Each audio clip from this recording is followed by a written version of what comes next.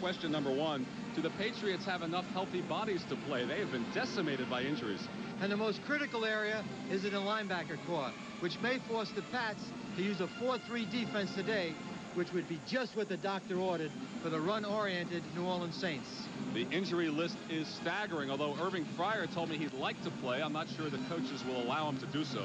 Lawrence McGrew, the linebacker, may play today, although we've learned this morning that Pete Brock, the center, injured his back and he is questionable, so the list just continues to get longer. But you know, Sam Lawson, all the talk about the injuries is the emergence of Tony Eason at quarterback. He has taken control in the huddle and he has led the Patriots to 2 straight dramatic wins. That's right. The last 2 weeks, through a lot of adversity, he's done what an established quarterback needs to do in this league. He's found a way to win.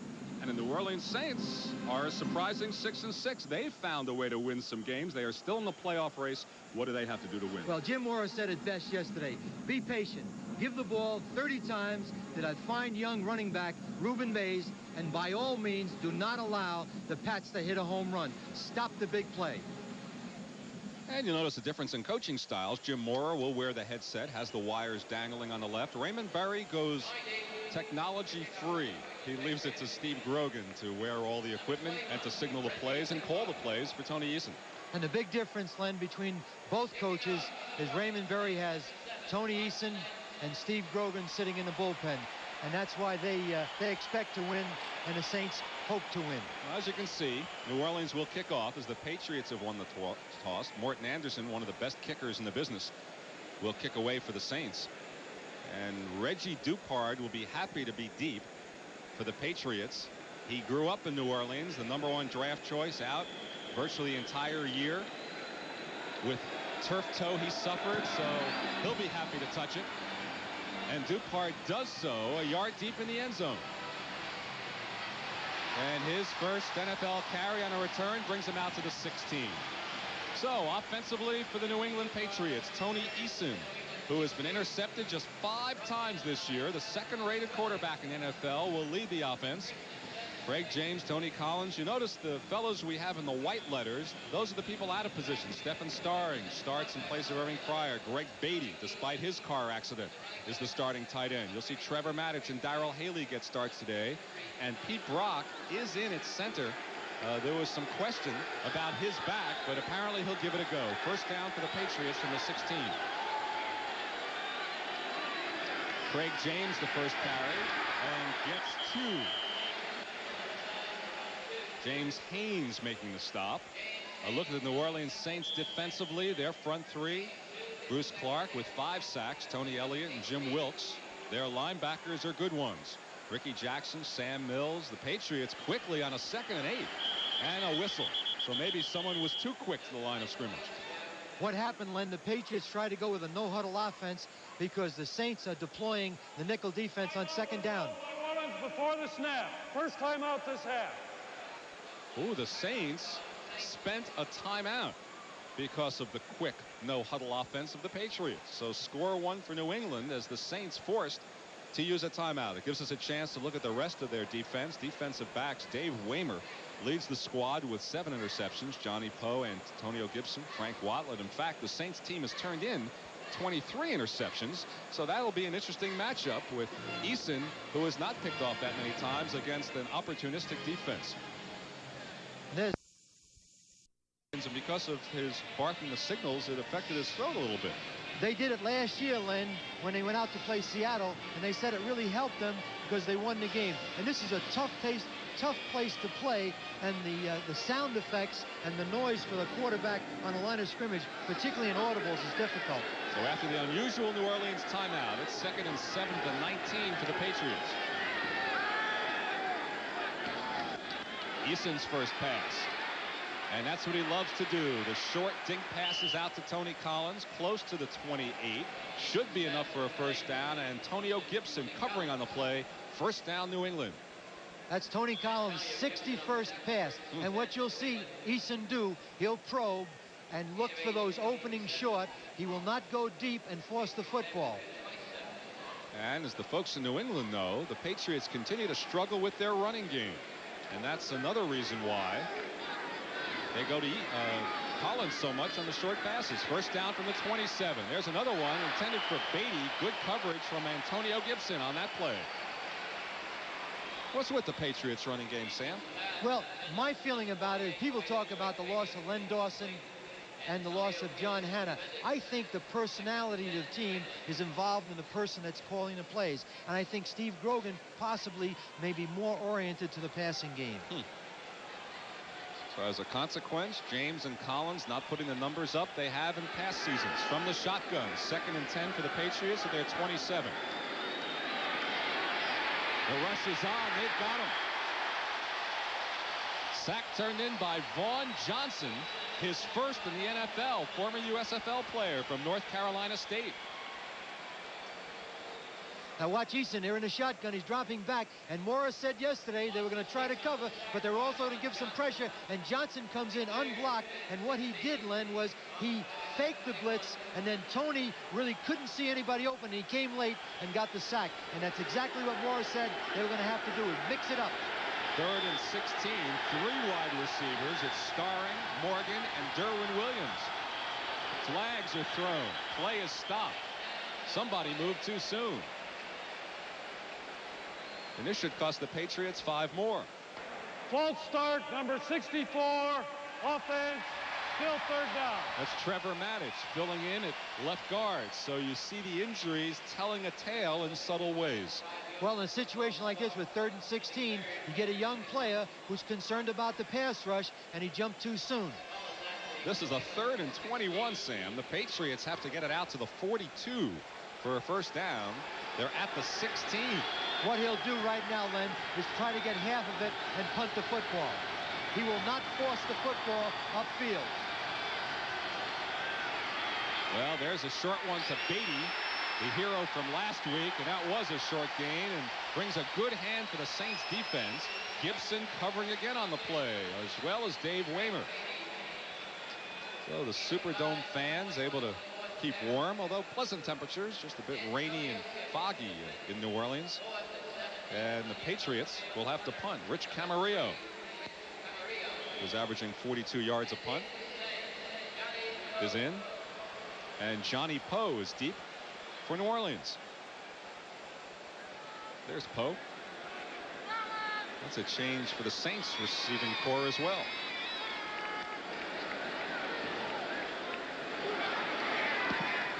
Camarillo, low kick.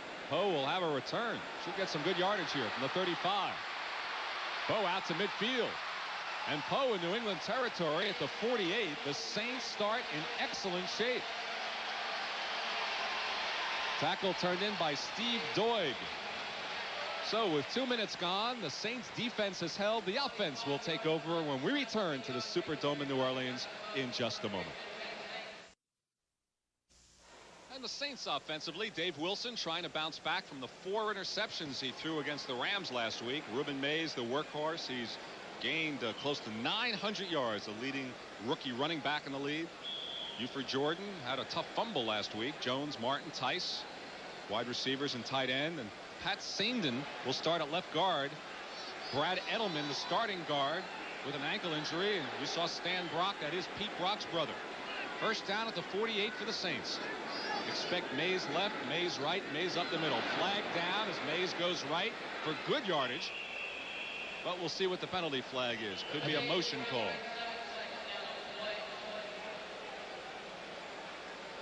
Our referee today is Dick Jorgensen. And that's what the call is. Motion against the Saints, which will set up 1st and 15 back in their territory. Illegal motion, number 36, offense.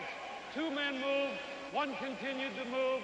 They both have to stop before the snap. First down. Only 1 can move, and then they both have to stop. All right, unusual situation. The Patriots going with a front 4, 2 Williamses and Owens and Garin Varys. 3 linebackers because of the injuries. Ed Reynolds, Johnny Rembert, Don Blackman. Of course, Steve Nelson, the fine All-Pro linebacker, through for the year. And the good defensive secondary for the New England Patriots. 1st and 15 at the 47. Mays goes left. Tried to cut back in the middle. Stopped at the 45. Well, what about the strategy of so much running against a 4-3? Will it work? It hasn't worked on that play. Well, the difficulty right now is, as you look at Johnny Rembert, number 52, the middle linebacker, they've been playing a 3-4 defense, and you cannot teach the defense in a short 2 or 3 weeks that you've worked on during the entire preseason and training camp. So it's going to be difficult, particularly for the linebackers. And that's the person right there, Johnny Rembert, that has the most pressure. 2nd and 17 at the 45 for the Saints. First pass from Wilson. Complete. John Tice, the tight end, on the near side at midfield. Pickup of 5.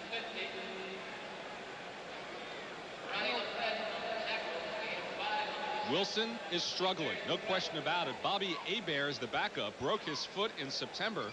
But even though Hebert is healthy, Jim Morris says, Wilson's my man.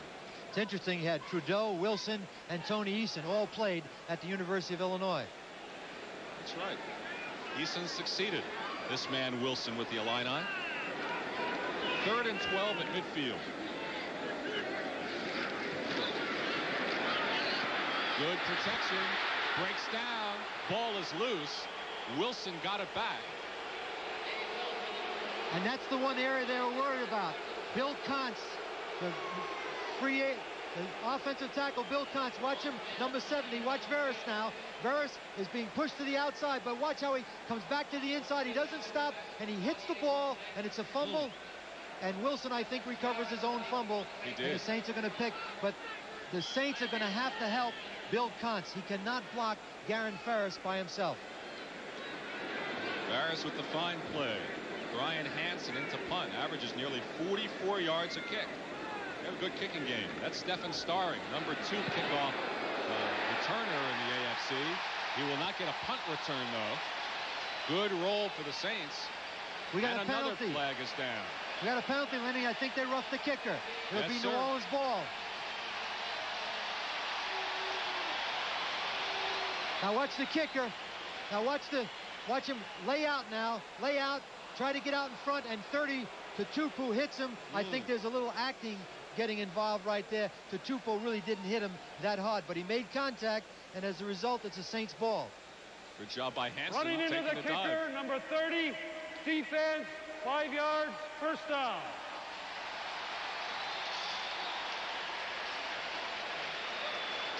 Raymond Claiborne saying, wait a second.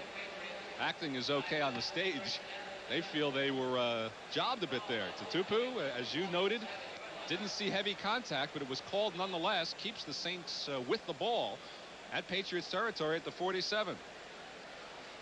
Tupu, the man in the middle. A critical penalty at this point right now, because they could come out of it with a field goal or a touchdown. Look how deep Mays starts to the left. Gets the pitch back. Gets some running room inside the 45. Ed Reynolds in on the tackle for New England. They can really concentrate on Mays defensively. They know he's going to get the ball, Sam. They like to run to the right side of the offensive line. Now watch Johnny Rembert run through number 52, but he's going to miss the tackle right there, and look for Mays to run a great deal to the offensive side of the New Orleans Saints with Stan Brock, Pete Brock's brother, at the offensive right tackle. Those are his numbers coming in, staring at a 1,000-yard season. 2nd and 6 at the 43. Mays one more time. But again, Sam, they know he's coming. I mean, it's not an imaginative offense. It's Mays each time.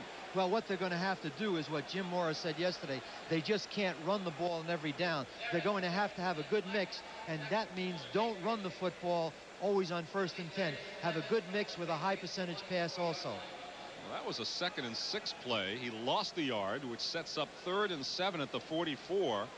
And Garen Varus, the man who turned in the fine defensive play before, is the man down. That's one thing the Patriots just cannot do with, is another injury.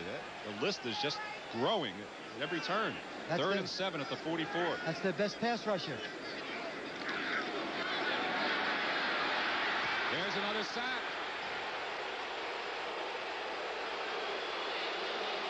See Milford Hodge get excited, jump out of the huddle. The rookie free agent from Washington State, Milford Hodge, with his first NFL sack. Watch Milford Hodge, who replaced Garen Farris now. He just keeps going. He's a power rusher, and he gets right in his face. But you have to give that sack to the coverage because he had enough time to get rid of the football. And Brent Williams helping out as well. But Hodge turning in his first pro sack. And we'll see if they run into the kicker this time. Derwin Williams held up short. And a fumble. And the Patriots come out of there with it.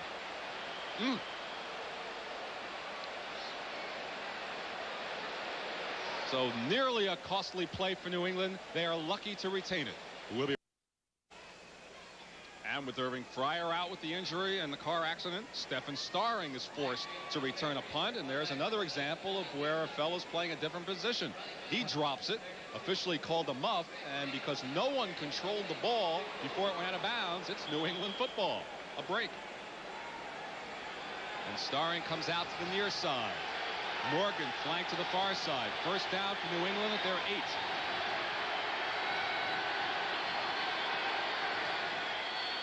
James. And good pursuit by the Saints, led by Gibson. What a game Antonio Gibson's starting out for the Saints.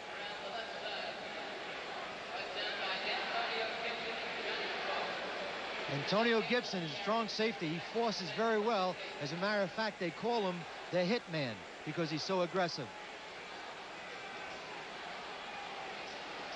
No gain on the play. 2nd and 10 for New England at the 8.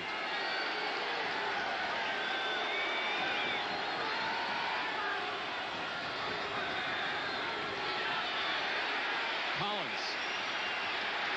And he doesn't get much. Ricky Jackson running him out of bounds.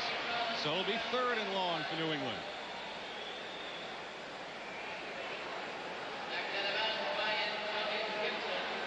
So this will be a 3rd and 8 from the 10. Our first look at the scoreboard. Nothing to report here nor there. But Kansas City has scored at home against Buffalo.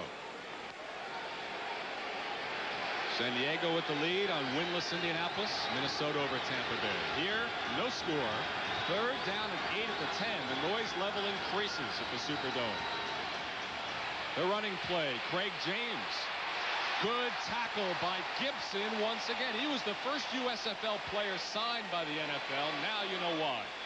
And there have been many in the league, and particularly with the New Orleans Saints, because Jim Mora was the coach of the Baltimore Stars. Now they're very conservative. They're running a draw play to 82. Lead block is by 33. Now he goes up to the inside, but Gibson, 27, makes a big play because they had 3 more yards to go to try to knock out a first down.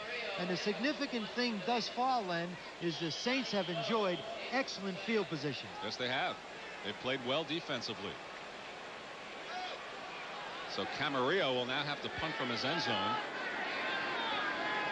He's had 3 kicks blocked this season. Johnny Poe deep once again. As you see, his first return was a good one. That's why you have 10 men on the line of scrimmage, and they're pressuring him. Good protection. Gets a fair kick away, but Poe in New England territory at the 47. Goes ahead to the 42.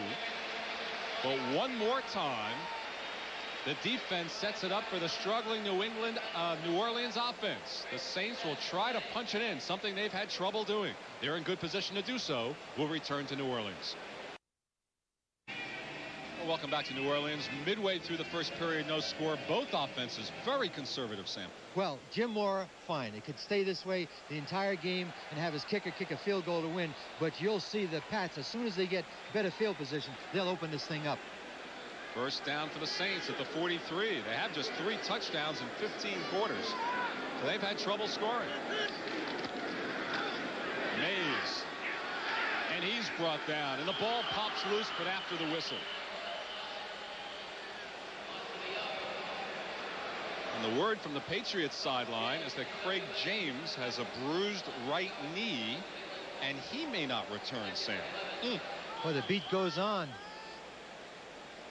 James is standing there. He doesn't look particularly hurt, but that's the word that was phoned up to our broadcast position. You know, Robert Weathers is also hurt, so they have Tutupu and Dupart. 2nd and 10. Mays again pops out of there, and he's not a mystery to the Patriots defense this afternoon. Roland James making the tackle, and the crowd beginning to get a little bit restless over the lack of imagination in the Saints offensive game plan. A reminder to our viewers, we'll be selecting the Budweiser most valuable player for today's game at the conclusion of the game, and the way this one has started out, it may very well be a defensive player. Or the punter. This will be a 3rd and 13 at the 46. Saints have not done particularly well on this down. Now Wilson will pass and throw for Eric Martin and overthrow it. The crowd doesn't like that either. Well, we only try one passing play every 7 or 8. It's hard to connect those plays. We said that Bill Kahn 70 was going to need some help. And watch Veras as he goes to the inside. Now watch somebody come over there and pile right on top of him. Number 61, Joel Hillenberg. So Veras will not get a single block the rest of the day. They're going to have to protect Bill Kuntz. Ryan Hansen will punt again. We'll see if Stephen Starring will hang on this time. With 8 minutes gone, each team has 1 first down. That is it. They didn't touch the kicker. The ball is left to go towards the far side. It takes a New England bounce and finally downed by New Orleans at the 4. So that brings a cheer to the Superdome crowd. So once again, the Patriots will start deep in their own territory. When we return to New Orleans, we continue scoreless. And Lynn Dawson, the big injured tight end, calling encouragement. Knee surgery. Hurt his knee here in the Superdome at the Super Bowl. Now Greg Hawthorne and Greg Beatty, 2 tight ends, are in. And Tatupu is in for Craig James from the 5. Here's Collins and gets it out to the 7. So 1 wide receiver, Tatupu and Collins at running back. And it's Hawthorne and Beatty at tight end as the chess game continues on the offense. Well, they're deploying 2 tight ends right now so they can protect themselves from a linebacker blitzing. It's very conservative formation, but don't be surprised on 2nd down if they take a shot at trying to go deep to Morgan to get themselves out of a hole. Eason may be setting a personal record here for consecutive plays without a pass. This is 2nd and 8 at the 7. Here he goes. Got Tatupu. First down for New England at the 20. Just their 2nd first down of the day. The short pass to Tatupu with Gibson and Jackson bringing him down. And Morgan cleared it out. Morgan went deep on that side, and Tatupu got lost and found the lane underneath in the zone coverage. So now Hawthorne heads out. Derwin Williams is in. So now they'll go with 2 wide receivers, Williams and Starring. First down out to the 21, and that quiets the place down a bit as the Patriots have a little bit of breathing room with 5:45 remaining in a scoreless first quarter. Another short pass. Beatty. 27-yard line. Ricky Jackson.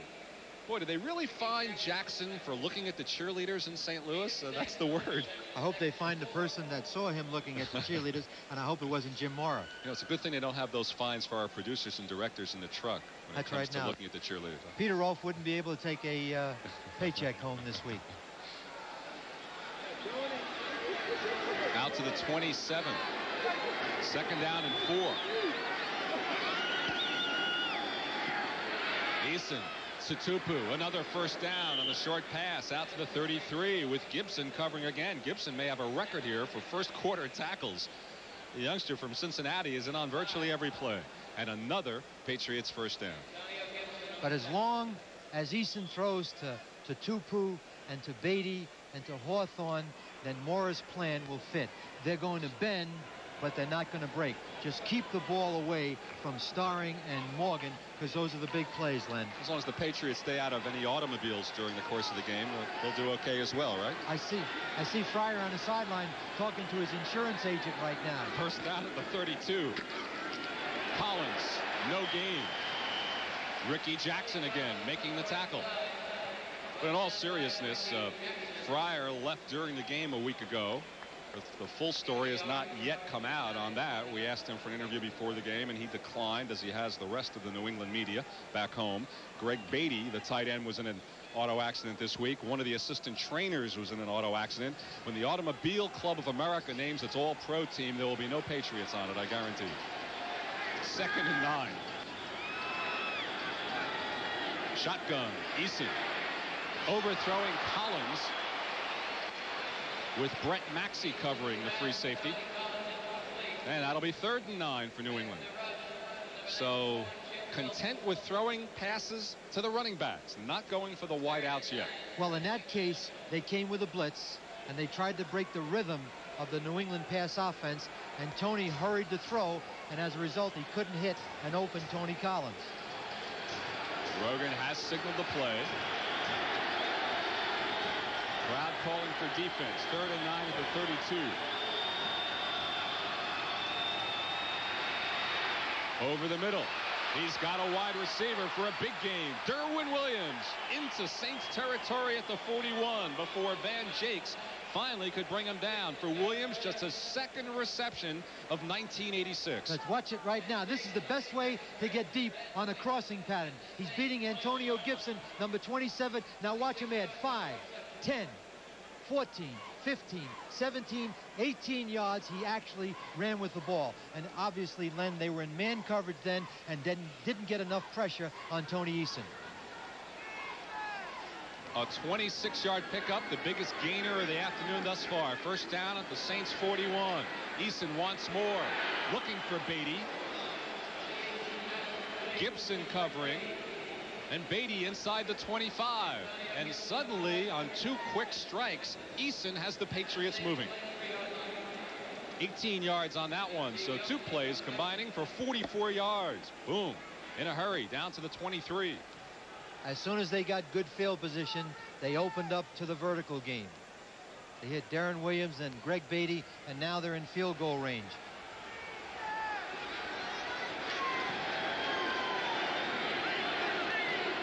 First down at the 23. And again, intercepted. Vaughn Johnson. And what a first quarter for him. His first NFL sack and first NFL interception against a guy who's only been intercepted 5 times. Now it's 6. Johnson does it. Watch, 1, 2, 3. He's focusing on Morgan. He doesn't see the linebacker, and the linebacker's in zone coverage. He jumps inside, and that's a 7-point turnaround because they could have scored a touchdown or obviously kicked the field goal.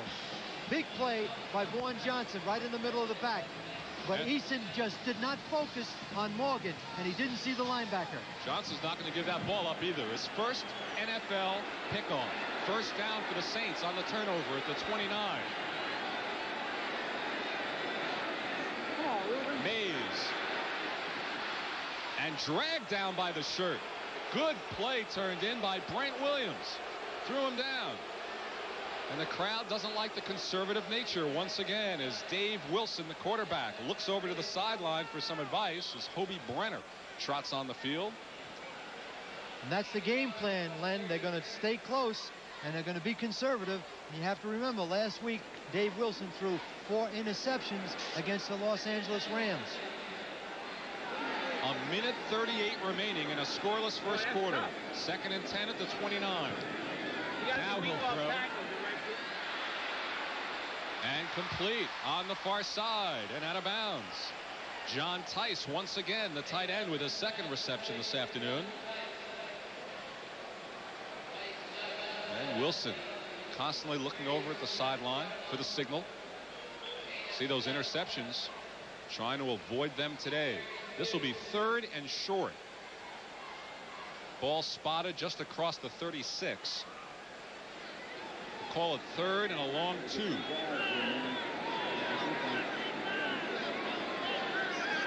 again, Mays lining up 6 yards deep. He will not get the carry this time. Throwing out for Tice, and he's his main man. First down for Wilson and the Saints at the 45. Tice with his 3rd reception. Jim Bowman covering.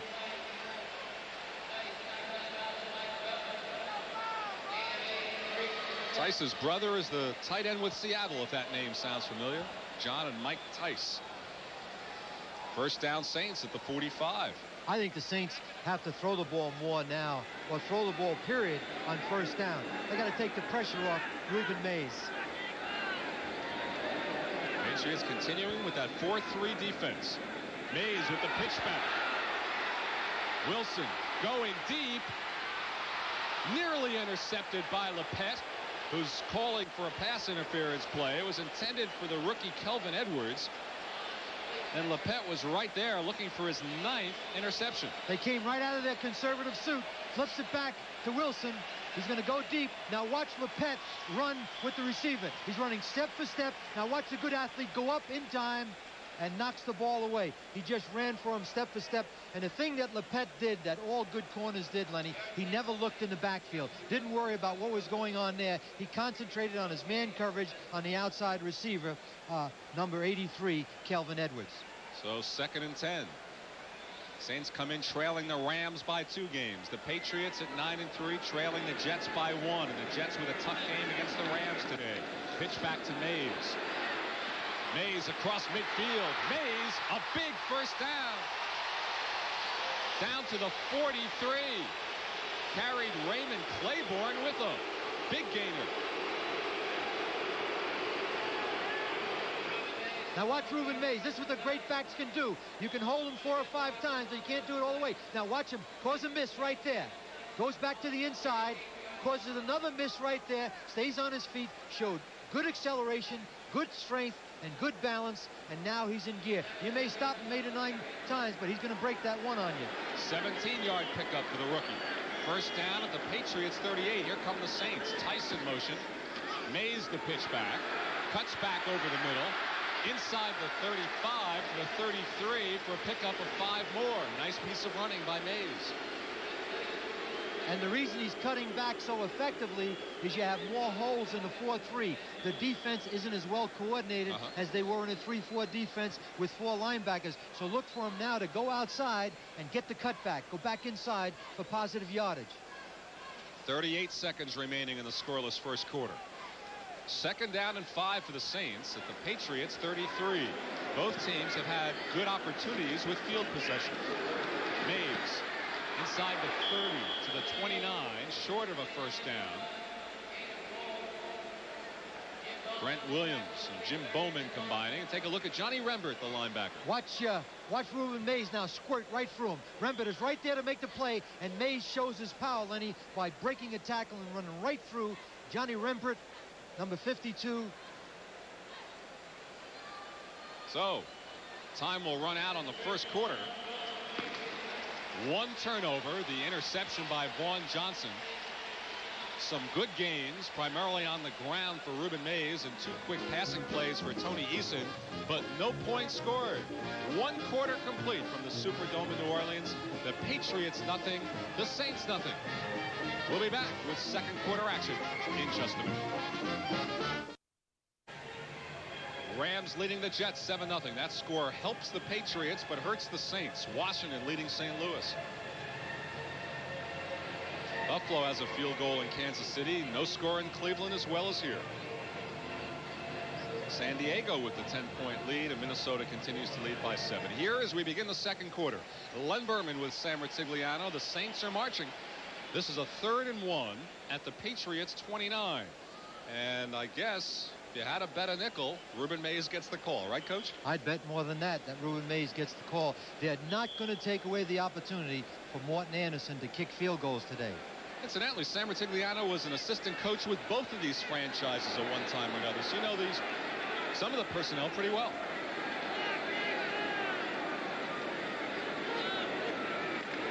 Well, you won your bet, Sam. And they stop him. But he fights ahead on a second effort and may have picked up the first down. They may take a timeout and measure. Ed Reynolds, the initial stop was made, but Mays continued to drive. How did he last until the 3rd round? Well, he played in a wishbone or an option type running game at Washington State, and so a lot of people just didn't see enough of him. I'll guarantee at the end of this year, there's a lot of teams, if they had the opportunity to do it all over again, he'd be a #1 pick. That statistic, another one that tells part of the Saints' offensive story of the year. They have now gone the last 16 quarters with just 3 touchdowns. They have trouble punching it in, but here that second effort by Mays gave him the first down by the nose of the football. And it was Mays all the way, because he's run through people, he's run around people, and he's able to accelerate. He is really an outstanding young running back in this league. So the Saints with a first down, their 4th of the afternoon at the Patriots 28. We've had 1 turnover, no points. That's the story early in the second quarter. Jones in motion. Firing to Brenner inside the 15. Hobie Brenner inside the 10. So the Saints in good position here. Let's see what's going on elsewhere. Let's check with Ahmad Rashad, NFL 86. All right, Lynn, in Indianapolis, Dan Fouts back after a couple of weeks on the injured list, looking for Charlie Joyner in the end zone. The ball's batted into the air. Wes Chandler says thank you very much. San Diego leads 10-0, second quarter. But here, Ahmad, no score, although Hobie Brenner just picked up 20 yards on the pass play from Dave Wilson. First and goal for the Saints at the Patriots 9. Here is where the Saints have struggled all year. The Rams stopped them on a goal line stand last week. Here goes Mays. Nope. Ball loose. Recovered by New England. Blackman has it. The teams have traded turnovers on a first and goal. Blackman with the fumble recovery. And the Patriots stymie the Saints. Now watch Mays try to get that extra yardage. He goes back. He breaks up into the inside. Now Blackman grabs it. Now watch Blackman tear the ball away. He tears the ball away. Here comes Freddie Marion. Everybody's going after it. And Blackman makes the big play. He made the tackle. He stopped him. He ripped the ball out. And I'll guarantee you he saved the Pats a touchdown, but definitely a 3-point play by Morton Anderson. And the Saints can ill afford that kind of a turnover. Each team with 1 turnover now. First down for the Patriots as they started their 8.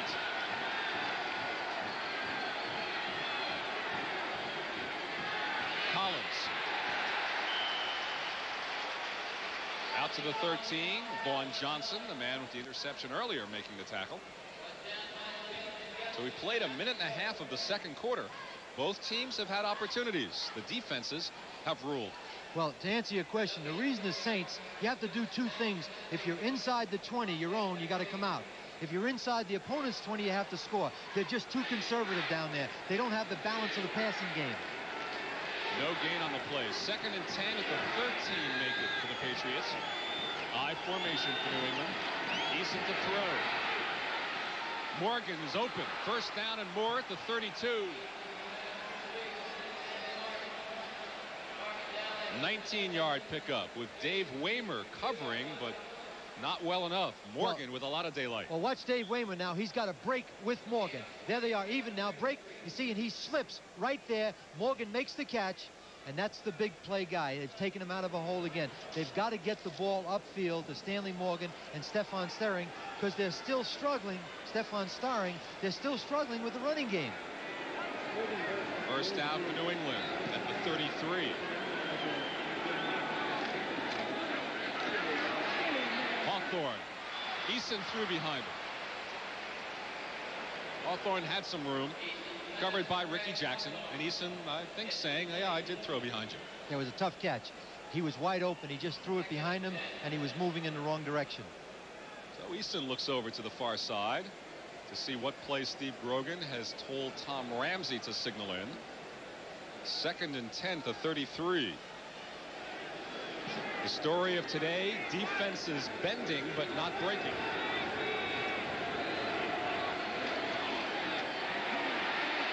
Going deep for Morgan. Wrong side of his shoulder. Morgan turns to the left, through to the right, and Eason has to get up from the floor. Waymer covering Morgan on that play. And 3rd and 10 coming up. He was pressured. He didn't have enough time to set and throw that ball because Morgan's intentions were there right from the line of scrimmage. He was going vertically and trying to beat Waymer on a deep pass. Morgan over 1,000 yards receiving. His wife made up 1,000 chicken wings for the team in honor of his 1,000 yards. He lost 10 pounds this year and credits that to regaining some speed because he's a veteran player, but he still has that great speed. And not eating his wife's chicken wings. Crowd cries for defense. 3rd and 10 from the shotgun. Firing it out incomplete, looking for Morgan. The defense holds again for the Saints. Frank Warren, the backup nose tackle, supplying the pressure that time on Eason. And Eason had an open target. Morgan was wide open. Now watch it in the shotgun. 73 is going to come into your picture. He's setting the throw right now, and there's the pressure. And you see, there's no way he can throw the deep out with that kind of pressure. So the Saints right now are covering, and they're pressuring, and they're mixing it up just exactly the way Jim Morris said they were going to do it yesterday when we met with them at the Saints practice. Poe deep, ready to receive Camarillo's 3rd punt of the afternoon. You may be right about the punters winning the MVP today. What a kick by Camarillo. Drives Poe, who muffs it, picks it up at the 13. Gets a good block and stumbles out down at the 24. And that's where the Saints will start. So a full 11:55 remaining in the second quarter. Poe wanted Mo, didn't get it. No score from New Orleans. Back at the Superdome in New Orleans. 11:55 remain in the scoreless football game. First down for the Saints at the 25.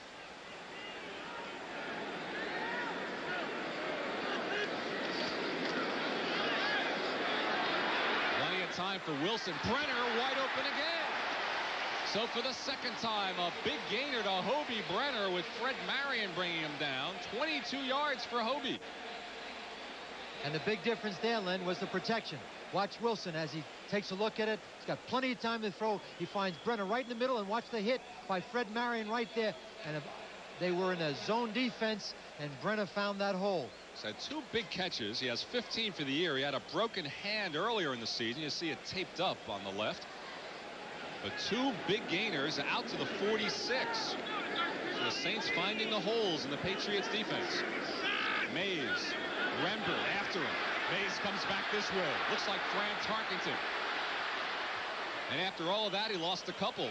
But a good effort by Mays to get away from Rembert. Rembert is getting a better feel now for playing that middle linebacker. Watch him now. He's going to go through.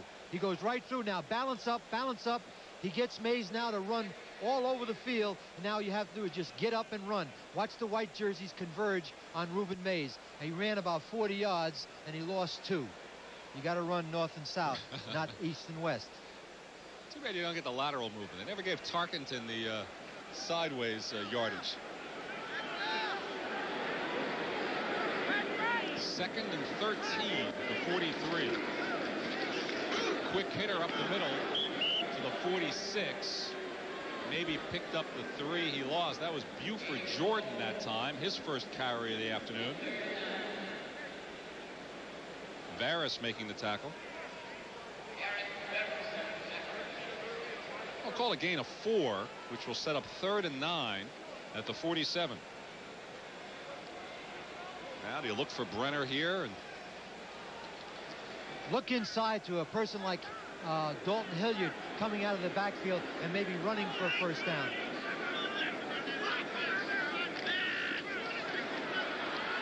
Throwing deep, overthrowing, looking for Mike Jones, the wide receiver.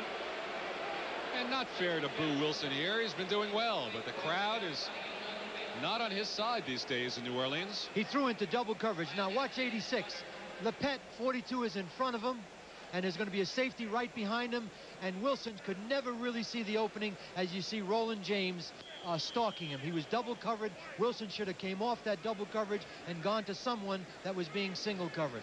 So now Hansen will punt for the 3rd time, and Starring is back at his 11 for New England.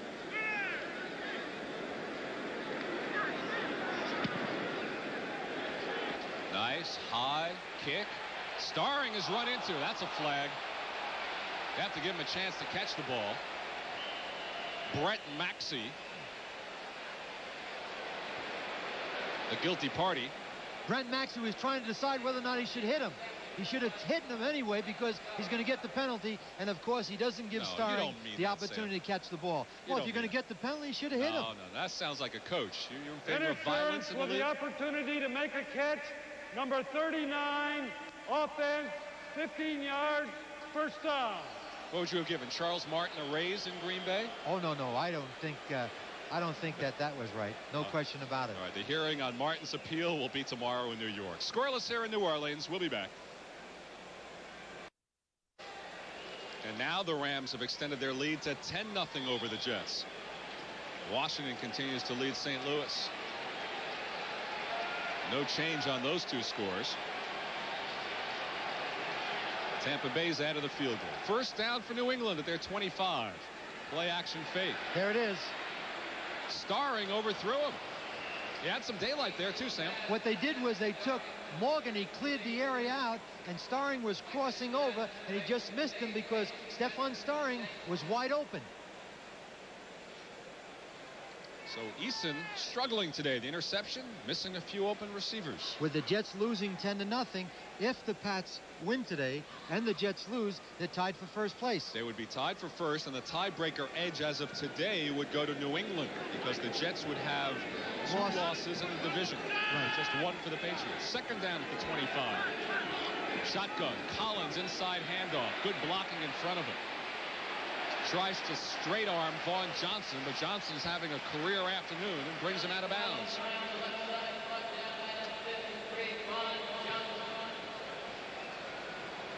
Must be a great thrill for Johnson to play in the USFL out of North Carolina State in the same game, turn in a sack, an interception, make the tackle. Now Johnson heads off field. And he's replaced Sam Mills, another fine USFL all-star linebacker. 3rd and 4. Big play for the Patriots here at their 31. 9:20 remaining, first half. No score. Good Collins. protection. Eason fires for Collins. And depending where he puts the ball down, it should be a first down for New England, barely. And he's got it.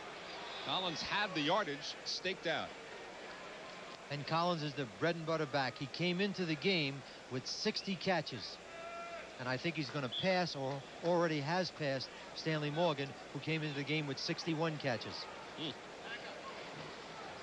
Morgan has one, and Collins has a couple, so Tony is ahead. First down for the Patriots at their 36. Inside of 9 minutes remaining in a scoreless first half. Tutupu to the outside. Chased, brought down. Nice play by Brett Maxey, making up for his earlier penalty on the punt.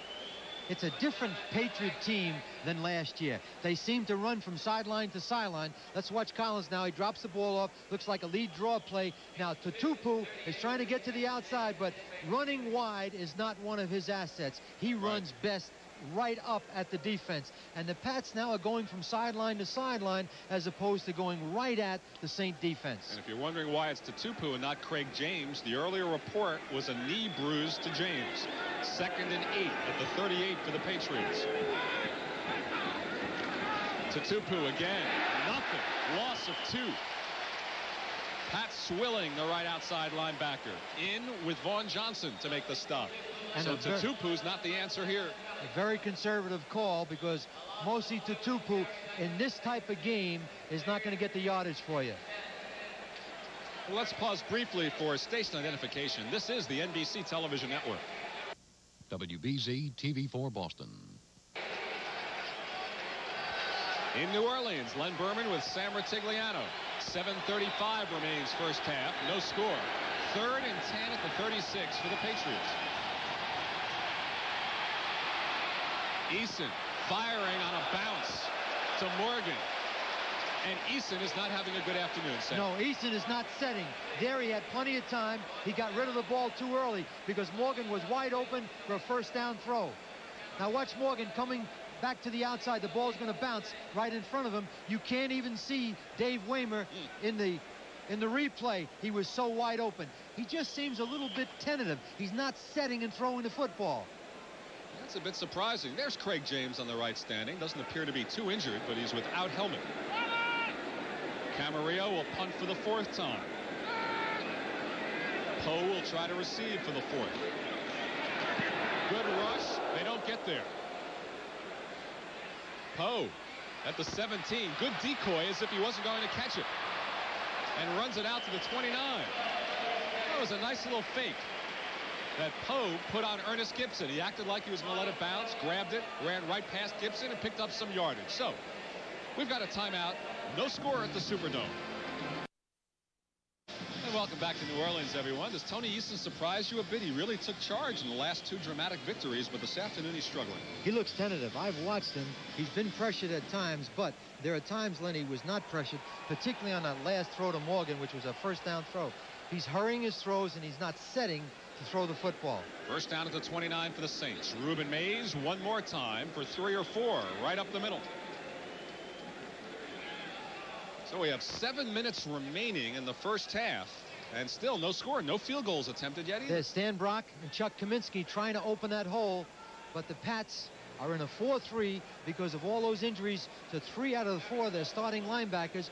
But Johnny Rempert, number 52, the middle linebacker, seems to be getting more accustomed to the new position of middle linebacker. This is a 2nd down and 6 for the Saints at the 33. Still the 4-man front for the Patriots. Wilson on the run. The screen for Mays. Has the blockers. First down. Big gainer for Ruben Mays across midfield.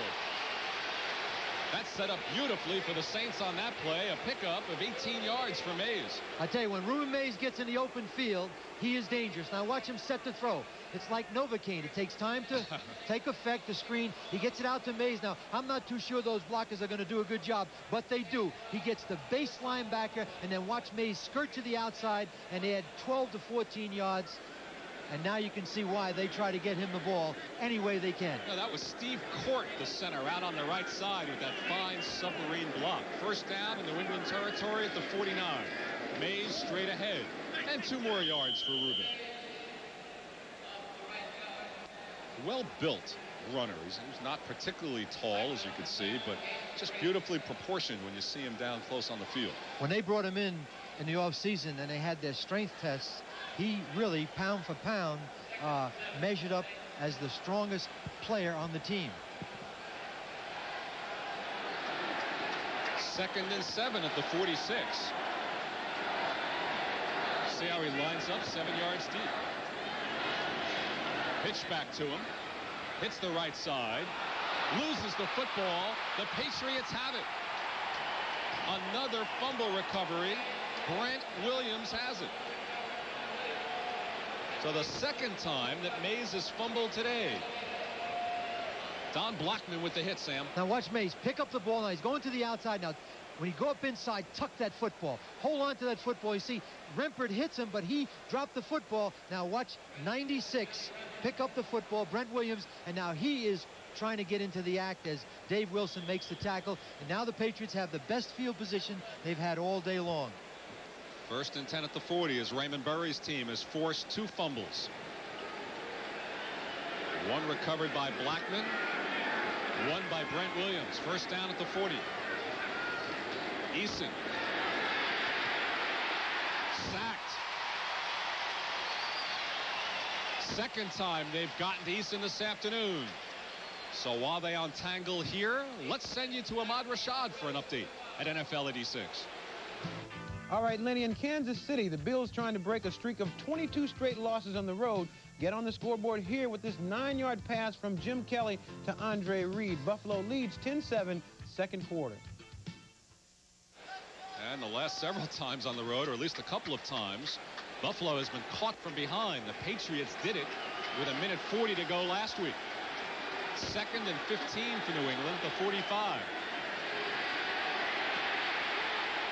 Eason runs out of trouble. Tupu and Starring were over on the near side. Could find neither. Ricky Jackson covering. One of the big problems right now that's affecting Eason is they're getting good pressure. And watch Bruce Clark, 75, coming up from the inside. So he gets right up in his face. Now, he's not going to tackle a quarterback, but he forces him out of the pocket, and that breaks the rhythm of the pass offense. You just don't have to have a sack to be effective as a pass rusher. You saw that with Bruce Clark. You know, you hear coaches all the time in training camp say, if we can stay away from injuries, if we can stay healthy. And you see how injuries are the great equalizer. The Patriots are a deeper, stronger team with a much better record, and here it's even. 3rd and 15 at the 45. Eason in trouble again. Fires out of bounds. And again, it's inside pressure. People are covering well, and they're pressuring him. A quarterback has to set to throw. Watch Tony Eason now. Watch his eyes. He doesn't see an open receiver. Good coverage. Now he's going to have to get out of the pocket, and you're not going to complete a lot of passes running for your life. Fired it out of bounds, and Eason is stopped one more time. Talking to Irving Fryer. Talking about his car insurance. All right. Camarillo will punt again. Eric Martin is back for the first time deep for the Saints with 5 minutes remaining in the scoreless first half. The rush is on. Don't get there. A booming kick. Fair catch by Martin at the 15. 4 minutes and 59 seconds remaining in the first half. We've had lots of punts, 3 turnovers, no points scored, and once again the Saints will begin. I think the Saints are going to have to open it up on first down because Mays has fumbled the ball twice, although you have to continue to go to a guy like Reuben Mays, but they have to take some pressure off their running game. Ball is spotted just across the 15, so the Saints will start first down at their 16.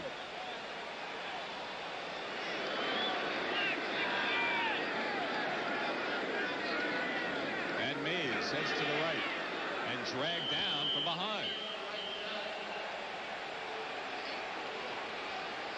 Dennis Owens making the tackle. And our 10-minute ticker. St. Louis has taken the lead over Washington. The change on that scoreboard.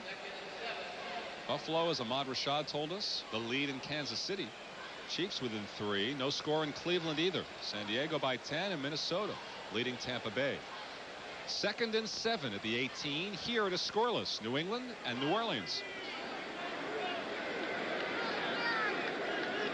Tice with the U-turn.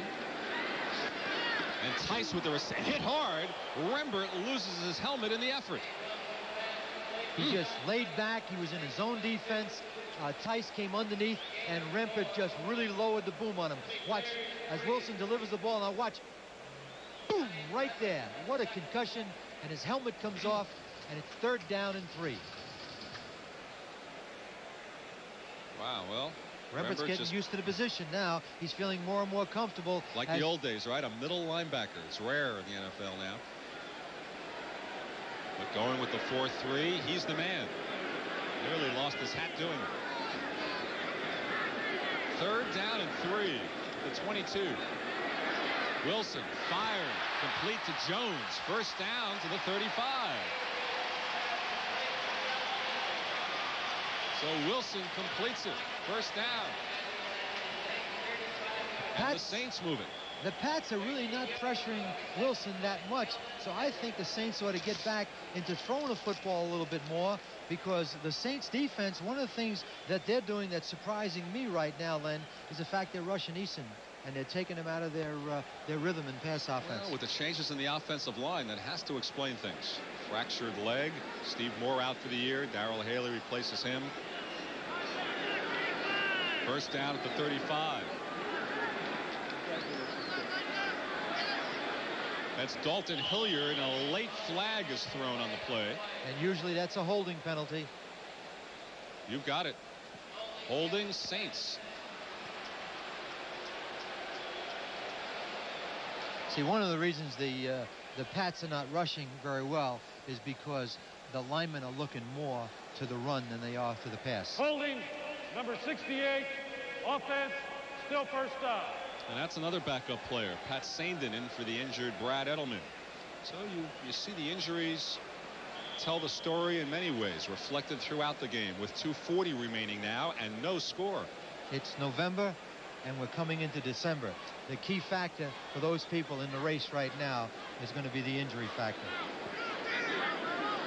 So as we near the 2-minute warning, this is a 1st and 20 for Wilson. Fires to Hilliard and nearly picked up the entire 20. A hard hit on the far side, turned in by Roland James on Dalton Hilliard. They isolated him on Johnny Rembert, number 52, the middle linebacker.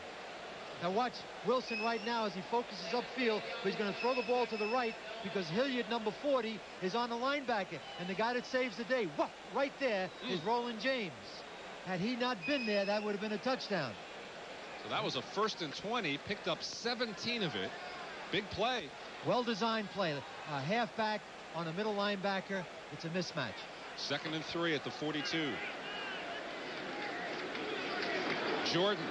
And now they're mixing up the offense effectively. 1st down for the Saints. Now Hilliard and Jordan getting the call. Is Mays out of there because of the fumbles? No, he's not out of there because of the fumbles. I think they want to take a little pressure off him. They're going to let it go to the 2 seconds. They're going to let it go to the 2 minute. Well, you saw Morris signaling, let the clock wind down. So there will not be another play before the 2-minute warning.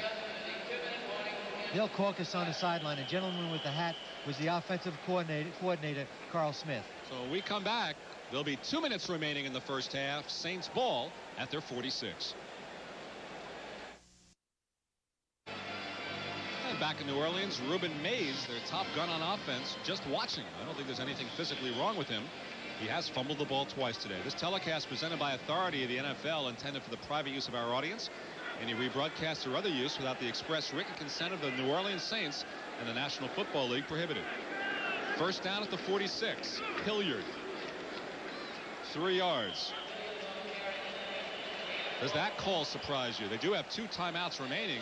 Wilson calling the team back into the huddle, and the Saints just taking their time. Well, what they're probably playing for right now is 2 first downs, and hopefully Anderson can kick a long field goal. I don't agree with that strategy. I think they need to throw the ball and get up there and try to get the big play. Remember, the Saints used one of their timeouts in the 1st minute of the play. 2nd and 6 at midfield. And again, Buford Jordan. And gets inside the 50, but the clock continues to run. It's as if they're trying to run out the clock. 1:17 remaining, and the crowd continues to get restless. Well, they're at a point right now where they're letting the clock run out. They're not even giving themselves a chance to get involved in a long field goal attempt by Morton Anderson. Now they're going to have to throw the ball on 3rd down and 4, but if they complete it, the clock's going to continue to run. 2 stupefying calls under a minute to go. Now 3rd and 4. Not an easy down. Wilson fires and nearly intercepted. So now what do they do with 53 seconds remaining? They have to punt the football. And New England came with the blitz. Mel Gray, number 37, was wide open, but the blitz came in and it took Dave Wilson right out of sync, and he had to get rid of the football. Now watch Wilson right now. They're coming in. Freddie Marion, 31 from the top, but someone comes in the middle clean, and he had to get rid of the ball, and that someone was 97, Milford Hodge. Don't you wish they had cameras and mics right now? You could ask the coaches what they were thinking about instead of having to wait till the game is over. What a strange series of calls there. If they try a punt, let's see. Hansen is in punt formation. They shifted from punt formation. They were looking for somebody to jump offside. They're going to let the clock run out. Or the time factor run out. 30-second clock has expired. This will be delay of game, 5 yards. That strategy was to have New England jump offside. Well, it shows that they're thinking. There's something cerebral going on the sideline. It ain't working. Well, the thing you have to understand right now, Jim Mora would take a 0-0 tie at the half because of the explosiveness. But you have a battered defense, an excellent field position. All you need is a 1st down, 2, as you noted, to try a field goal. 2 simple running plays up the middle and a pass. Gee, I don't know. Well, 2 things have hurt him. Last week, the quarterback threw 4 interceptions. Right. This week, his best back, Ruben Mays, fumbles twice. Patriots let it go. And Ricky Jackson with a nice diving stop inside the 10. So the Patriots have 42 seconds. Let's see the contrasting styles. Let's see if Raymond Berry feels the same way as Mora. Will he be conservative and just run it out? I think it's guns away here. I think it's guns away. What they need to do right now is complete a big play and work their way into a situation where they can kick the field goal. And there's Raymond Berry on the sideline right in the middle of your screen. But Steve Grogan is making these decisions on the sideline. He's getting help from upstairs, the offensive coordinator, Les Steckel. Well, the gentleman with the hat on to the left of Raymond Berry is Rod Humanak, who's the offensive coordinator, and Les Steckel, the pass offensive coach, is upstairs on the phones, hooked into Tom Ramsey, the third quarterback. They're going to sit on the ball, Len. Well, I hear the fans in New England now. So the clock continues to run, or is stopped momentarily with 37 seconds, and a timeout is taken by New Orleans. We'll be back. Back in New Orleans, 37 seconds remain. No score. You know, we haven't had any points. There hasn't even been a field goal attempted, which is thoroughly strange as well. Well, we've had the 3 turnovers, 2 fumbles by New Orleans, and the interception inside the 20-yard line by Tony Eason. And the Patriots content to just let the clock run out, which is slightly surprising as well. But perhaps with the lack of pass protection he was getting earlier, maybe that's the reason he doesn't want to gamble with a pass deep in his own territory. Well, now, they're going to Saints go in. have a timeout remaining, but they're not taking it. They're going to go in 0-0, and there's Raymond Berry. But Raymond Berry, the only thing he's worried about is his injuries, because his quarterback, Tony Eason, with the receivers that they have the big play. On the other hand, Jim Mora does not have that. I think he's deeply concerned about his quarterback throwing interceptions, and today Reuben Mays has fumbled the ball twice, so he's playing good defense. He doesn't want his offense to hurt his defense. I'm not sure if the gun that went off served to signal the end of the first half or to wake a few people up. Well, right now, the 60,000 some odd people have fallen asleep with the Patriots total yards at 14 and Saints at 40. You usually do that on the very first drive. And credit the Saints defense for stopping the highest scoring team in the National Football League, although some of those injuries have to be factored into that. Well, I think it's a combination of 2 things. I don't think you should take anything away from the Saints, but by the same token, New England right now, they're not hitting a critical pass. They still are not able to run the ball effectively. They're not pass protecting for Tony Eason. So all the tools that Eason has are not being made available. These teams met here in the preseason. The Patriots won that game 38-34 on a touchdown reception by Greg Beatty, the man who won it last week. A lot of points then, no points today at halftime. NFL 86 halftime activities will continue in just a moment. We'll be right back after these messages from your local station. We're at halftime in New Orleans. Len Berman with Sam Rutigliano. Sam, we should point out that the yardage total we showed before, the Patriots 14 yards, that's rushing. They do have over 100 yards passing today. Well, I figured that it wasn't that inept. But right now, the Patriots, as they go into the half, are going to have to figure out a way that they can pass block for Tony Eason so he can get the ball upfield to those fine receivers. We've had 3 turnovers, no points, no field goals attempted, not many highlights, but action going on elsewhere around the National Football League. So let us send you to Bob Costas, NFL 86, to bring you up to date on our NFL 86 halftime activities. We'll be back to New Orleans in a minute.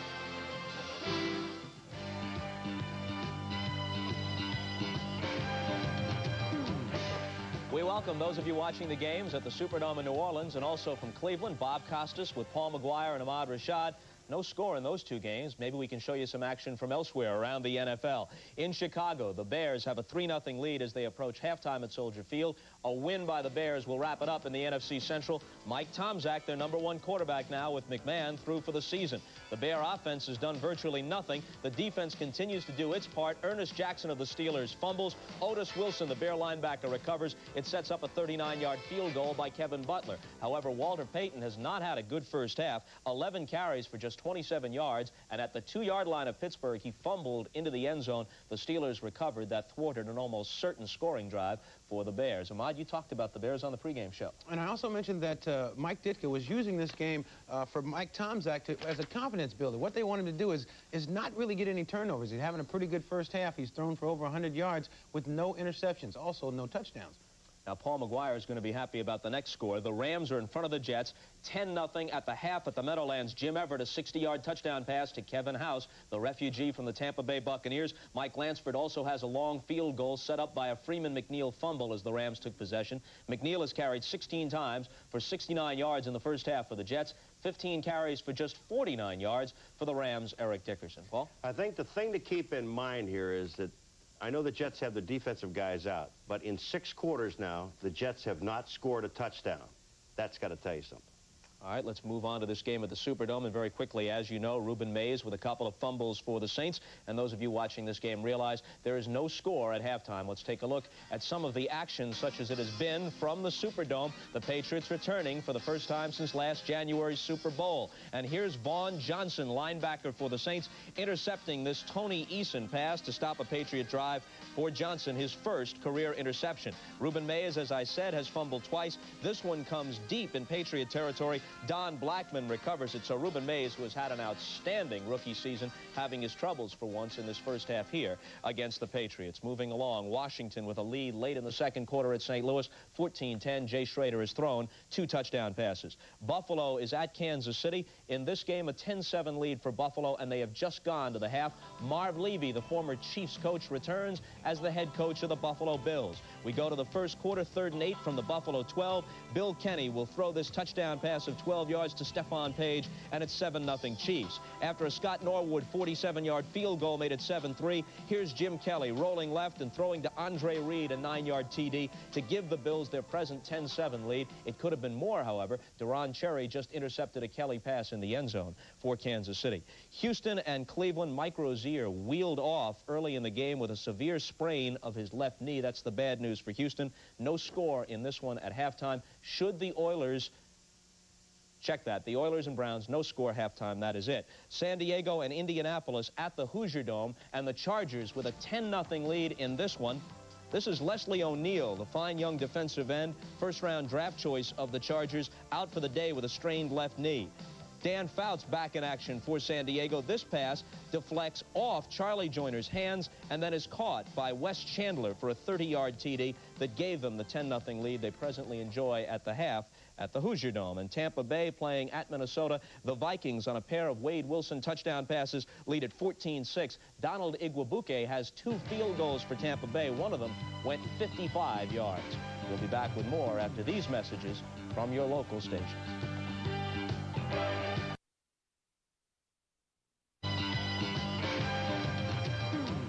This January, it'll be 20 years since they played Super Bowl I in Los Angeles. The Kansas City Chiefs, coached by Hank Stram, against Vince Lombardi's Green Bay Packers.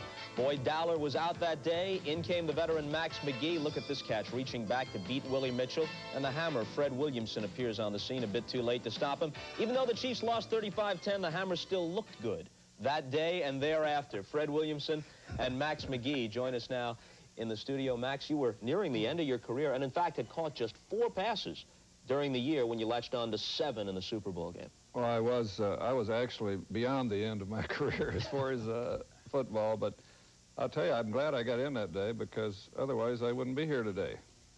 Despite the great career you had, it was that one Super Bowl game, really, that distinguishes you in the public's memory, right? Nobody ever asked anything else about the other 300 I dropped, you know, just that one I got in the Super Bowl. Well, let me ask you this. I saw you quoted some places saying you'd established a different kind of NFL record even before the Super Bowl. 11 consecutive curfews missed without being caught. Well, Horning started that rumor because he was with me, see. So, well, I was not exactly a real curfew guy, but, you know, we were in pretty good shape. You work for Vince Lombardi, you're ready to play every Sunday.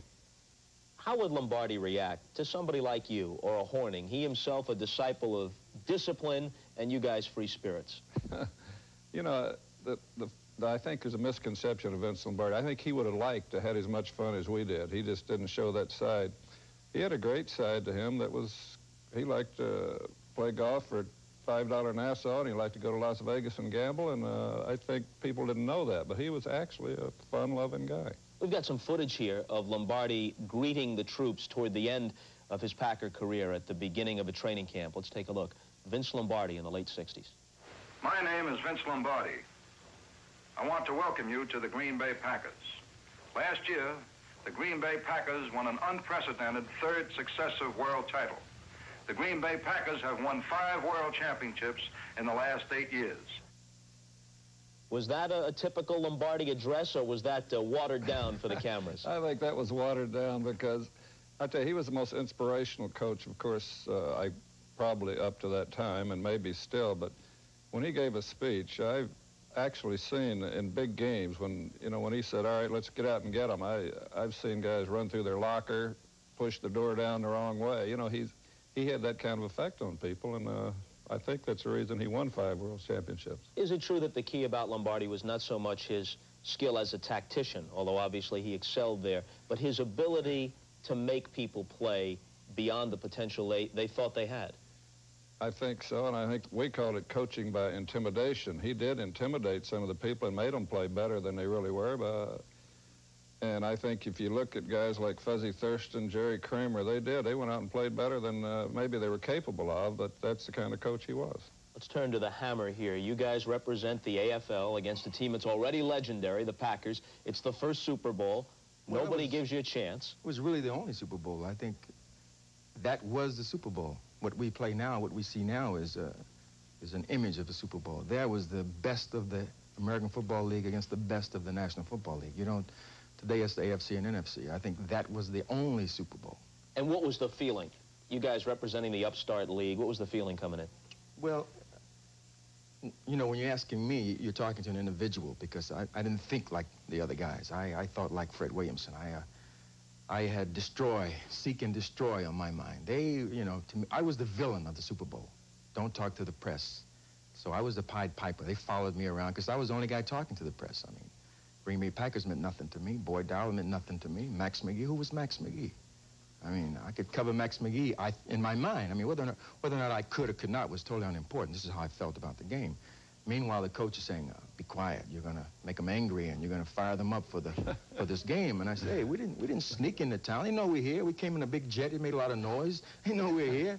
So I was the villain, man. I was the Pied Piper. So everything I did was wrong and right at the same time. Did he make you guys angry? Well, I'll tell you, we had a lot of fun with it because he did, you know, Vince jumped on that immediately because Freddie came out as the Hammer, and I'm going to bust up all these helmets. And, you know, those helmets pretty hard to break, but I think it added something to that game, really, and Vince took a big hold on that. Who was it who hit you and put you out of the game? No, that's wrong. It's another person. That didn't happen to me. Well, let's watch. Yeah, let's watch. It was, Go ahead and talk. It was Donnie Anderson making a sweep. See me come up, you'll see me come up, get past the guard, right, make a tackle. My knee, his knee hit me on the top of the head. That was Anderson. Now I'm embarrassed. I'm down. You know who got hurt? I saw this later. They went crazy. The Green Bay Packers jumping up and down, said, they got the hammer, they got the hammer. So I was embarrassed. I was down, and I was embarrassed, and I didn't want to get up, and they said, get up, and I said, I'm not.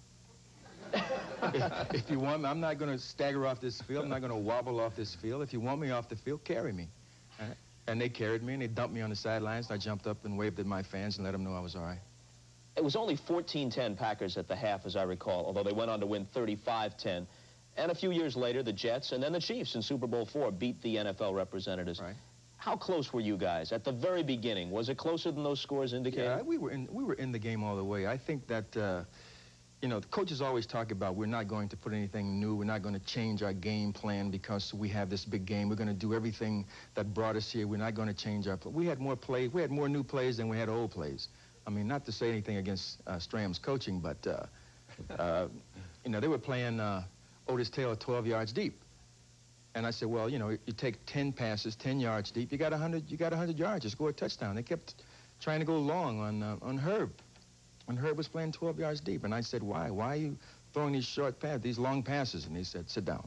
So McGee could become a hero. 15 seconds here, 2 quick questions. Did you feel you were much superior to the Chiefs and then the Raiders in those 2 Super Bowl games? No, I don't think we thought those 2 teams were very good. We thought the rest of the league was not up to par, but the 2 best teams that we played were very good teams. They had a lot of all-pro players there, but with Vince Lombardi, we had the best of it.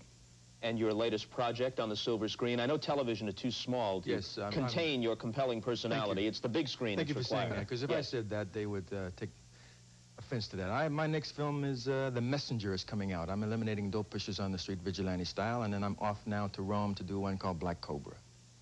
And a King Cobra jacket adorning the body of the Hammer. Understated and modest as always. NFL 86 halftime activities will continue. Welcome back to New Orleans, everyone. Not too much new in New Orleans. Len Berman with Sam Rutigliano, still looking for our first points of the day. And if you're wondering how we got to a scoreless halftime, Well, just breezed down the right side for the Patriots today. Punt, punt, interception, punt, punt, punt, and then they ran out the clock. You see their next to last one on the left, on the bottom. They started in New Orleans territory. Still couldn't move. And for the Saints today, similar story, except punt, punt, fumble, punt, fumble, punt. That doesn't include their last possession, which was surprisingly conservative on 3 plays and punts. So not much has happened. Credit the defense. Credit some injuries. Patriots have rushed just 13 yards officially now and passed for 95. The Saints have total yardage up to 143. Turnovers. Tony Franklin has a ball under his arm, and we're waiting for some points here in New Orleans. How's it going to happen, Sam? Well, the key right now, the Pats, they've got to shore up their pass protection, and Eason has to get back in the groove. The Saints, their plan really, if they could have taken 0-0 at the half, that would have been fine with Coach Jim Mora. But Dave Wilson's going to have to throw the ball more on first down. Mel Gray here, happy to see some action for the first time. He's a kickoff returner, second best in the NFL. Hasn't had a chance today. And the second half is underway. And Gray watches it go into the end zone. That'll be a touchback. Never touched it. And out. So the Saints this time will start on their 20, and let's keep our eyes on their backfield. See what the story will be with Ruben Mays. He's in there. Ruben Mays is in the game. All right. He's a young player. He fumbled a couple of times, and I think Jim Mora took him out to kind of settle him down on the sideline. Wilson passing in the first half was 9 of 13, 113 yards. Key for him was no interceptions after the 4 a week ago. See what their game plan is here. Awfully conservative, particularly at the end in the first half. Here they start at their 20.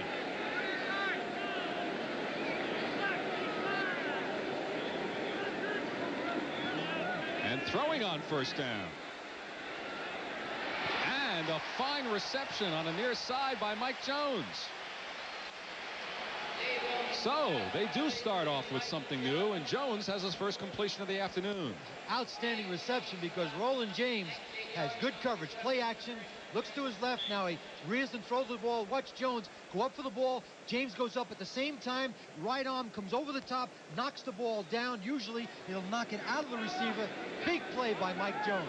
They picked him up from Minnesota in a trade. 18-yard pickup. Ruben Mays busts into the open. There he goes. Mays is caught by Raymond Claiborne at the 11. And that gets the stats up in one play.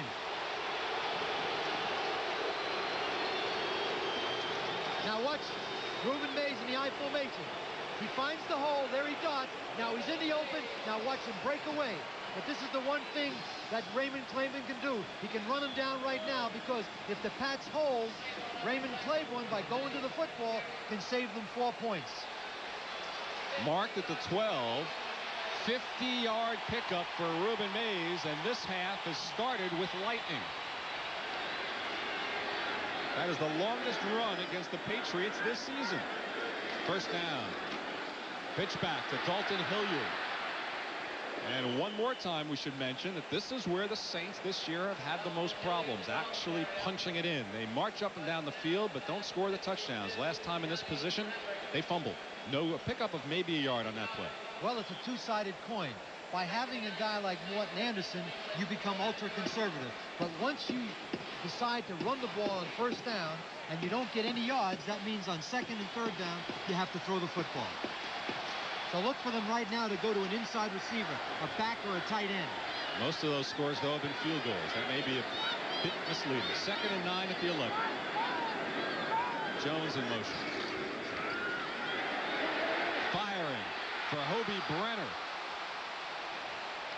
Incomplete with Marion covering. Brenner with the 2 big receptions in the first half. Nearly had 6 on that one. And Wilson is a little disgusted, but let's watch 84 clear it out. It's going to come from the middle of your screen. Fred Marion's going to be covering him.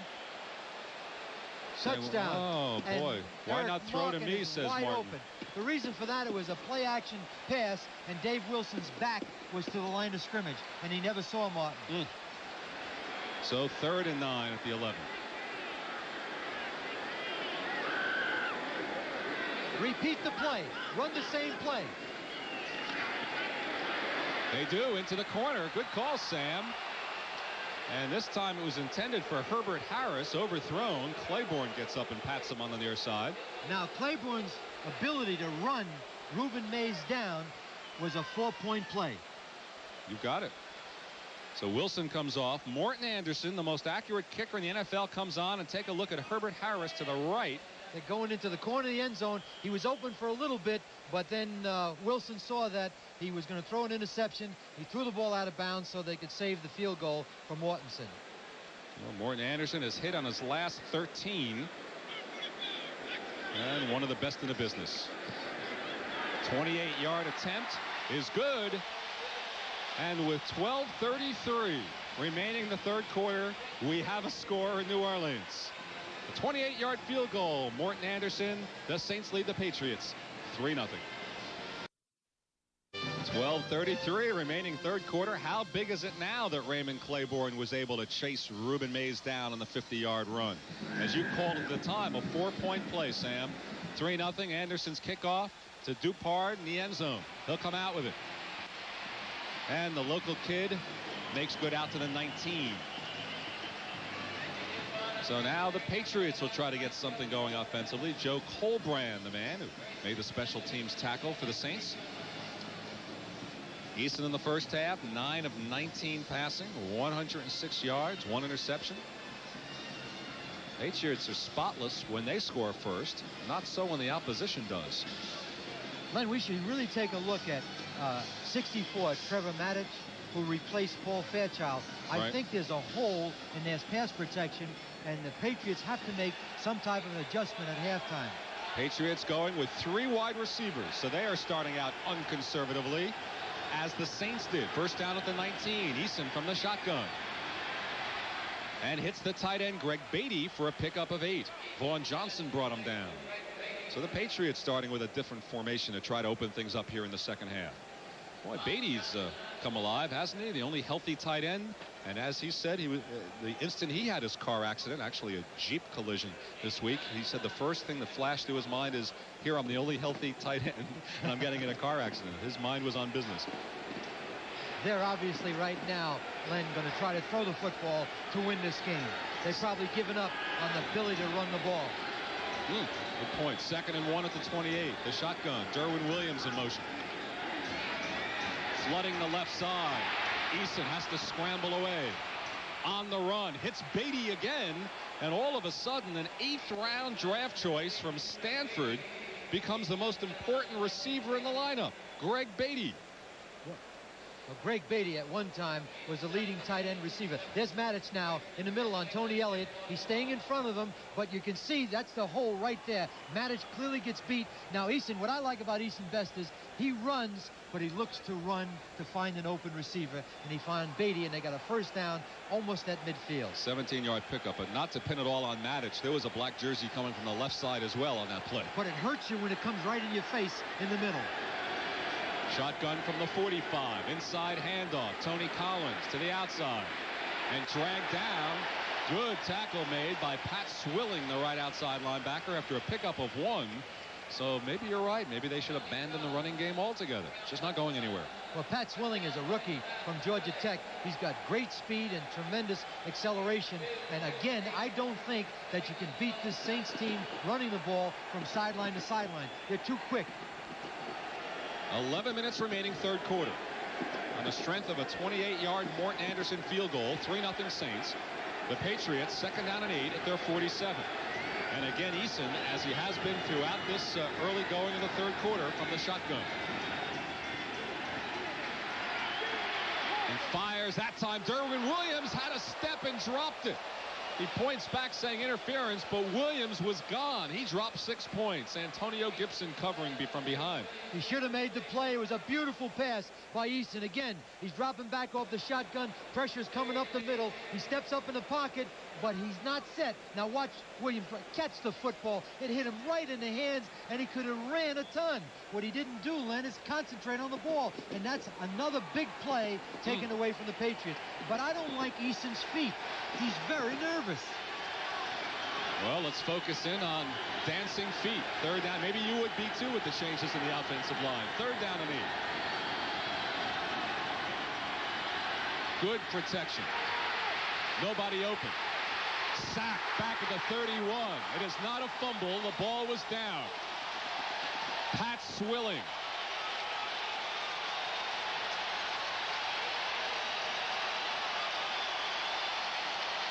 Now watch Eason. He's focusing upfield. He's got plenty of time to hit an open receiver, but now they choose to cover. And here comes the pressure, and now he's running around like Times Square on New Year's Eve. Now tuck the ball. Swilling, 56, makes the sack. Punt the football because you're only down 3-0. Third time Eason's been sacked today, and Camarillo on to punt. Eric Martin down deep.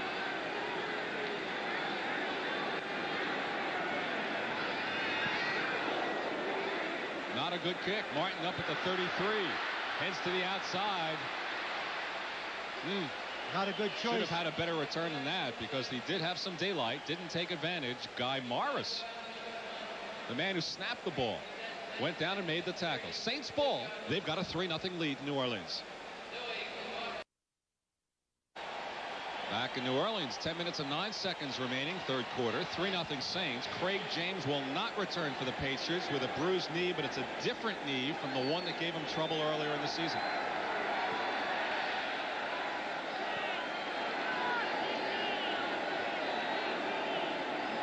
First down at the 32. Hilliard in motion. And throwing again, Wilson is. And completing to his tight end, Tice, who dropped the ball. The Patriots say they have it, and the official does as well. The third fumble of the day for the Saints. Tice received it, had it, dropped it. Johnny Rembert recovered it. And it was wide open because he hits Tice 82. Watch him catch the football. Now he's going to try to put some extra yardage on it. Tuck the football. But he never even was hit. He just dropped the ball while he was trying to run. And Johnny Rembert gets the fumble on the Saints' 45-yard line. A week ago, it was interceptions which killed the Saints. Today, 3 fumbles have cost them. First down for New England at the Saints' 45.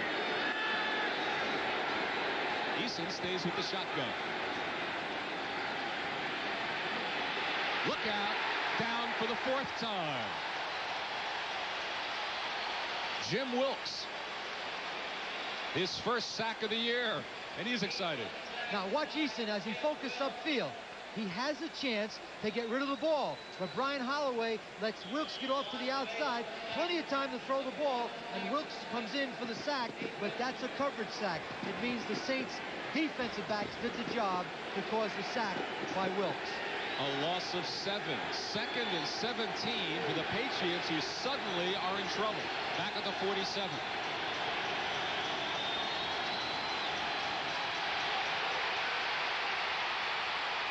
On the run, complete to Beatty once again. First down for Beatty. And where would they be without him? Brett Maxey with an important tackle. The guy that made that play was Tony Eason.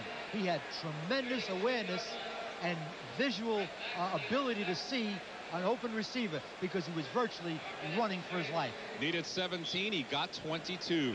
An important gainer right there. Trailing by 3 points and facing a second down at 17. So they're at the Saints' 31. First down now for New England inside of 9 minutes remaining third quarter.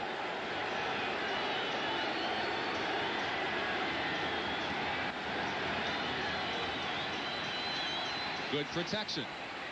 Tony Collins. Saints say they have it this time. And the official agrees again. Another turnover, the 5th of the game.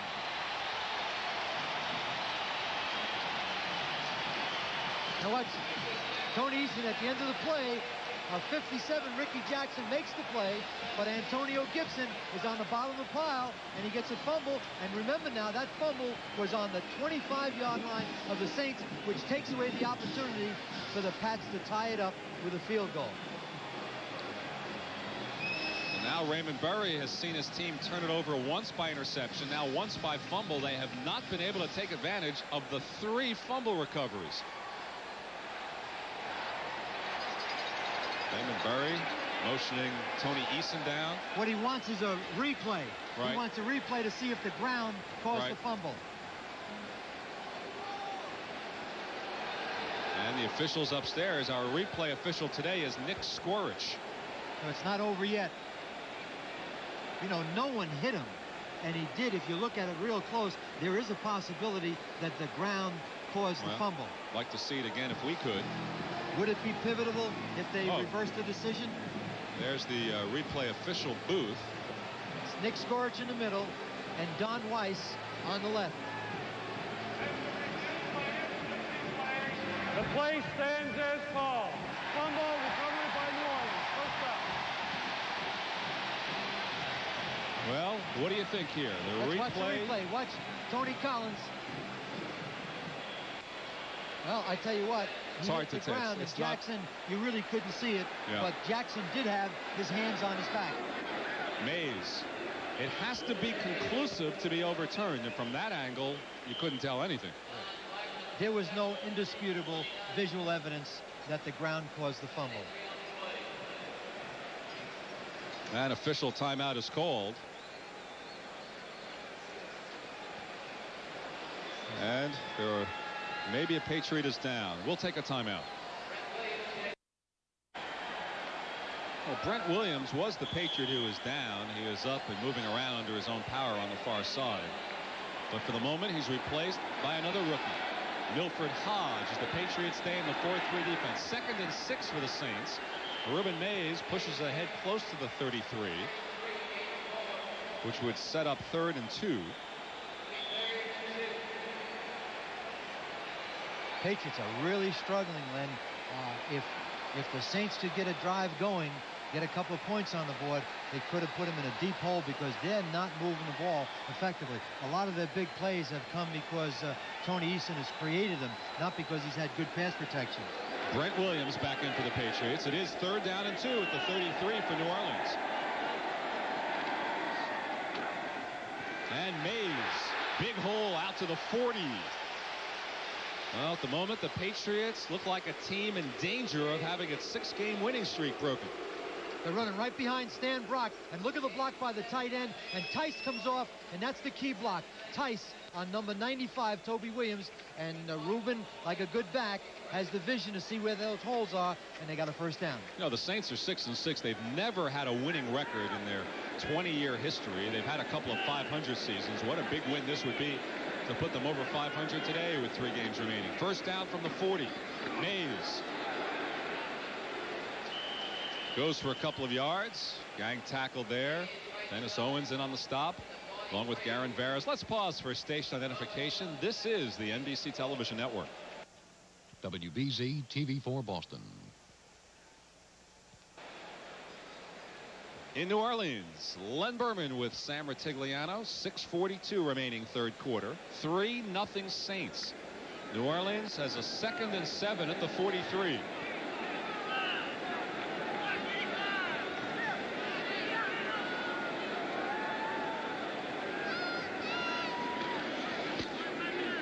Mays again for a couple again, maybe out across the 45.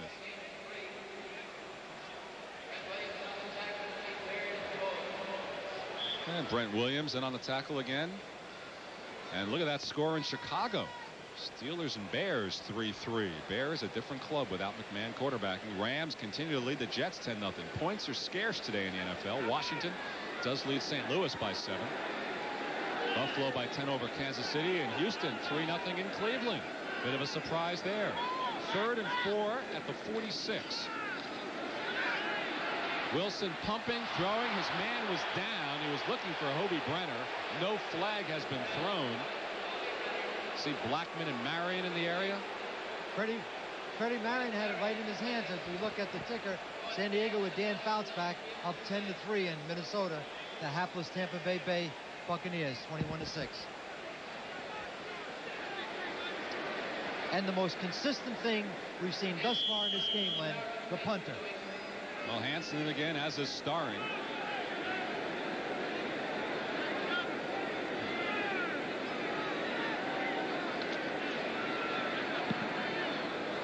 Good high kick. Drive Starring. He lets it go behind him. And the Saints had a golden opportunity to down at the 5, and they muffed that one as well. It'll be a touchback. Ricky Jackson had a chance to field it inside the 5-yard line. Maybe he was looking at the cheerleader. So the Patriots get a break again, the touchback. And there is a flag down, and they may do this whole thing again, and I think they'll decline it. Ineligible downfield on the punt, number 44, kicking team, decline. First down. So the Patriots decline the ineligible man downfield penalty, and they will start at their 20 with 5:34 remaining in the third quarter. And New Orleans leading it 3-0. They've got to build a barbed wire fence, Len, because the only way the Pats are going to win this football game is to throw the ball upfield. We'll be right back. And with 5:34 remaining in the third quarter, the Patriots desperately looking for some offense. 3 wide receivers deployed. Tony Eason remains in the shotgun.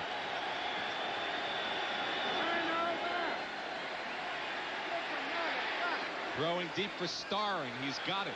First down out at the 37. Dave Waymer covering. 17-yard pickup. It's a real chess game going on now with the Saints defense. Sometimes they're in coverage as they were on that play, and sometimes they're blitzing him. So they're trying to match up and take the rhythm out of the pass offense, and that comes from making the quarterback indecisive. And it's working thus far. The lone back in the backfield, Tony Collins. That's Greg Beatty at tight end there as well. I'll have an update on Craig James in a moment. First down from the 37. Complete.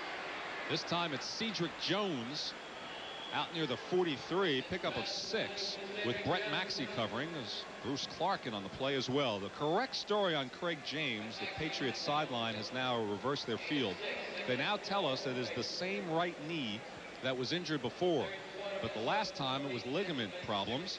This time the right knee problem is merely a bruise. They say same knee, different injury. He's in the locker room, will not return. Craig James. 2nd and 4.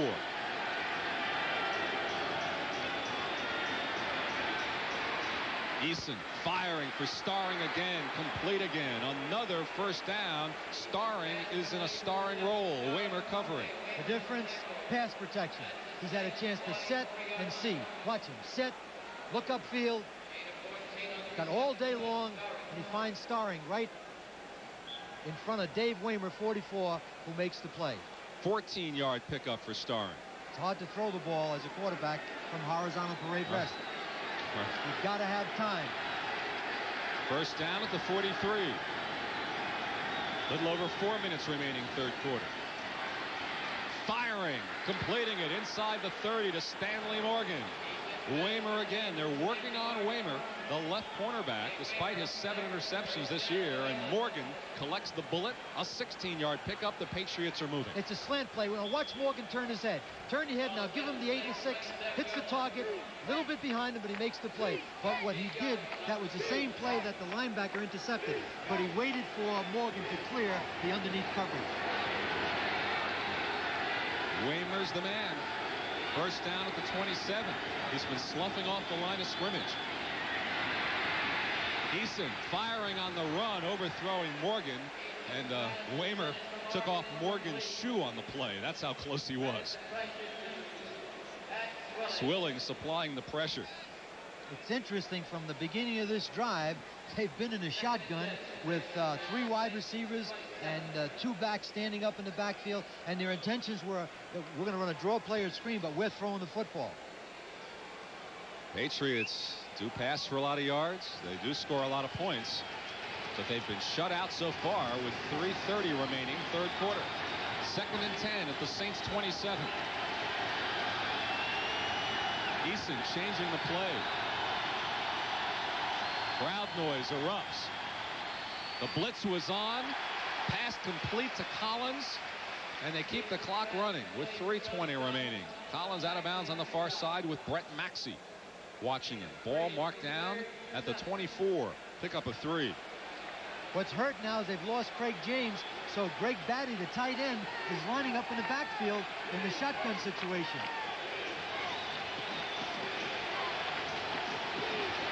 It's important right now, Len, that he makes the safe throw. The worst thing that can happen is for Franklin to tie the game. It is a 3rd down play. 3rd down and 7. And the decibel level increases perceptibly. Don't take the sack. Motion, perhaps offside on the Saints. Eason for Starring. It's a touchdown if the penalty goes against the Saints. This is going to be interesting. I thought I saw someone in white move. Offside Saints, 6 points, Offside, New England. number 56, defense, penalty decline, touchdown. The guy you have to give credit is Tony Eason, because I think the Saints, when they saw the flags go up, they relaxed. But he stayed right on Stephon Starring, who caught 2 big plays in this game. Now watch, someone's offside, but Eason's going to take the free one. He sets and he throws, got a one-on-one. Starring on Johnny Poe, gets the ball way to the outside, touchdown. I believe Johnny Poe lost his concentration. It was Swilling, the man who jumped offside. Eason with the free down, connected. The 24-yard touchdown. Tony Franklin will try to add the extra point. He's perfect. And so with 2:39 remaining in the third quarter, the first touchdown of the afternoon, it's Stephon Starring. And let's take another look at it. Now watch Tony Eason. There's the offside. Pat Swilling. Tony Eason just concentrating. He sees now he's got the one-on-one to the outside. Now watch where he gets the ball to the outside, away from the corner. The corner can't recover. Starring, all he has to do right now, concentrate, get both feet in, and we got a 7-3 Patriot lead. First touchdown of the ball game with 2:39 left in the third quarter. So Starring, who came in with only 12 catches on the year, 3 receptions this afternoon, and the big one for the touchdown. Start your new year out right with NBC Sports. Coming your way, January 1st, the granddaddy of them all will be the Rose Bowl. Then it's down to Miami for the Orange Bowl. And of course, on Friday, January 2nd, the battle for the national championship. Number 1 Miami takes on number 2 Penn State, both undefeated, 1 versus 2 in the national championship Fiesta Bowl. It's all coming your way New Year's weekend right here on NBC Sports. Who do you like in that Fiesta Bowl, Sam? I like Miami because of Testaverde. Yeah, something. If he can stay, you know, he fit in well with the Patriots. If he could stay off his motor scooter. He should get drafted by the Patriots. They have a whole club. All right. Mel Gray is deep for the Saints, now trailing 7-3. Short kickoff. Franklin. Gray at the 6. Gray still on his feet. Good run back. He's one of the best in the business. Out to the 32.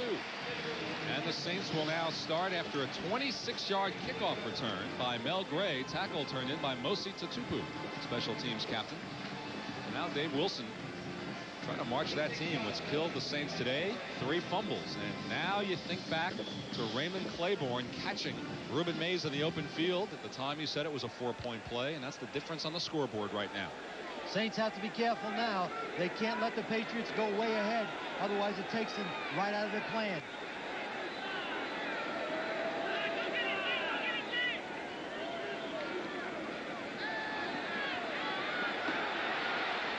Wilson overthrew Brenner and underthrew Buford Jordan.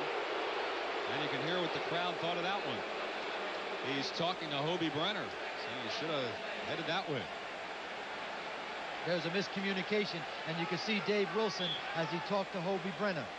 I also think back to late in the first half, Sam, when the Saints were so conservative at midfield, didn't even want to try to risk moving into field goal range. You know, and those 3 points right now are big because it'll be 7-6.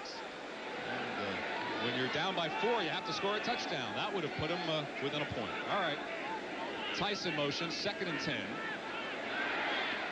Firing to Mays. Turns the corner. Out of bounds, but short of a first down. So 3rd down when we come back. But first, let's send you to Ahmad Rashad at NFL 86. All right, Lenny, in Chicago, strange things are happening. Here, Steelers' Gary Anderson attempting a 30-yard field goal. It's a bad snap, but it's picked up by the holder, Harry Newsom, who hits Preston Gothard for a 12-yard touchdown. Pittsburgh leads 10-3. Ah, that was a set play, Ahmad. That's the way you used to do things in Minnesota. Here it's 3rd and 3 at the 39. 2:16 left third quarter. They need to knock this first down. They got to keep the ball. They can't give it back to the Patriots.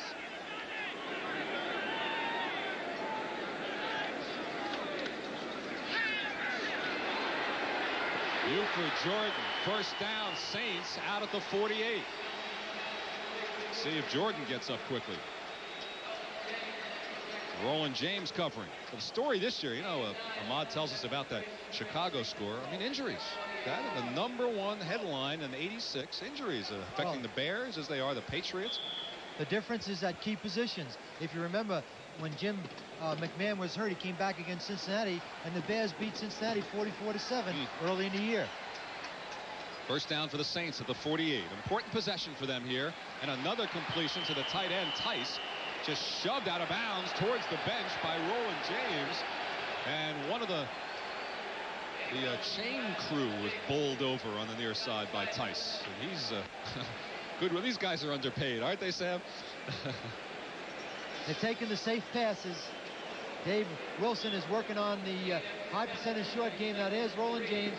He makes a hit right there, but the coach gets out of the way. But this gentleman right here just doesn't have the quick feet. Has quick shoulders, but no quick feet.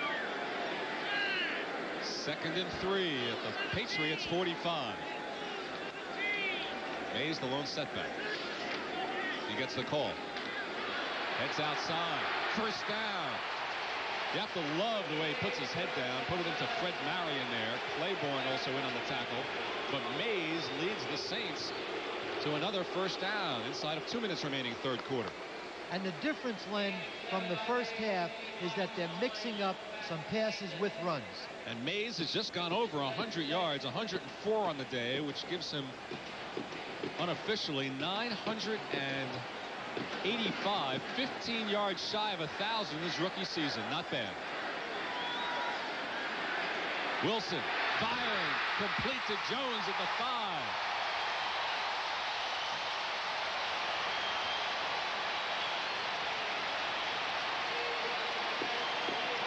32-yard pickup to Mike Jones. What a drive here that Dave Wilson is piecing together. Well, he's mixing the pass with the run, and the replay, it's Freddie Marion's play. He's throwing right into center. Watch 31 right at the top of your screen. He's got to make that play. And there's Claiborne 26 and Freddie Marion closing in on Mike Jones. Got a first down on the 6-yard line. I think they should throw on first down.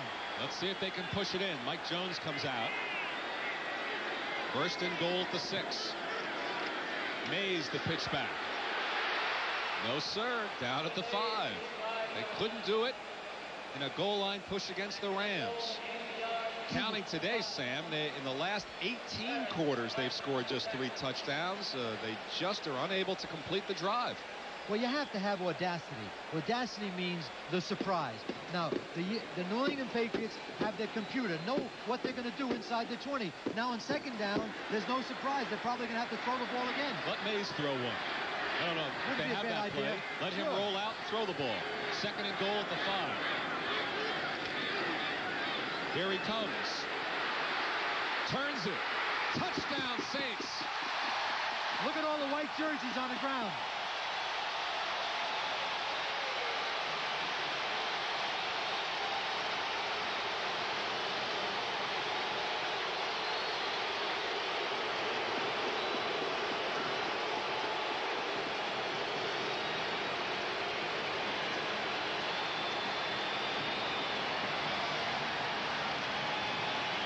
The Superdome erupts as time runs out on the third quarter.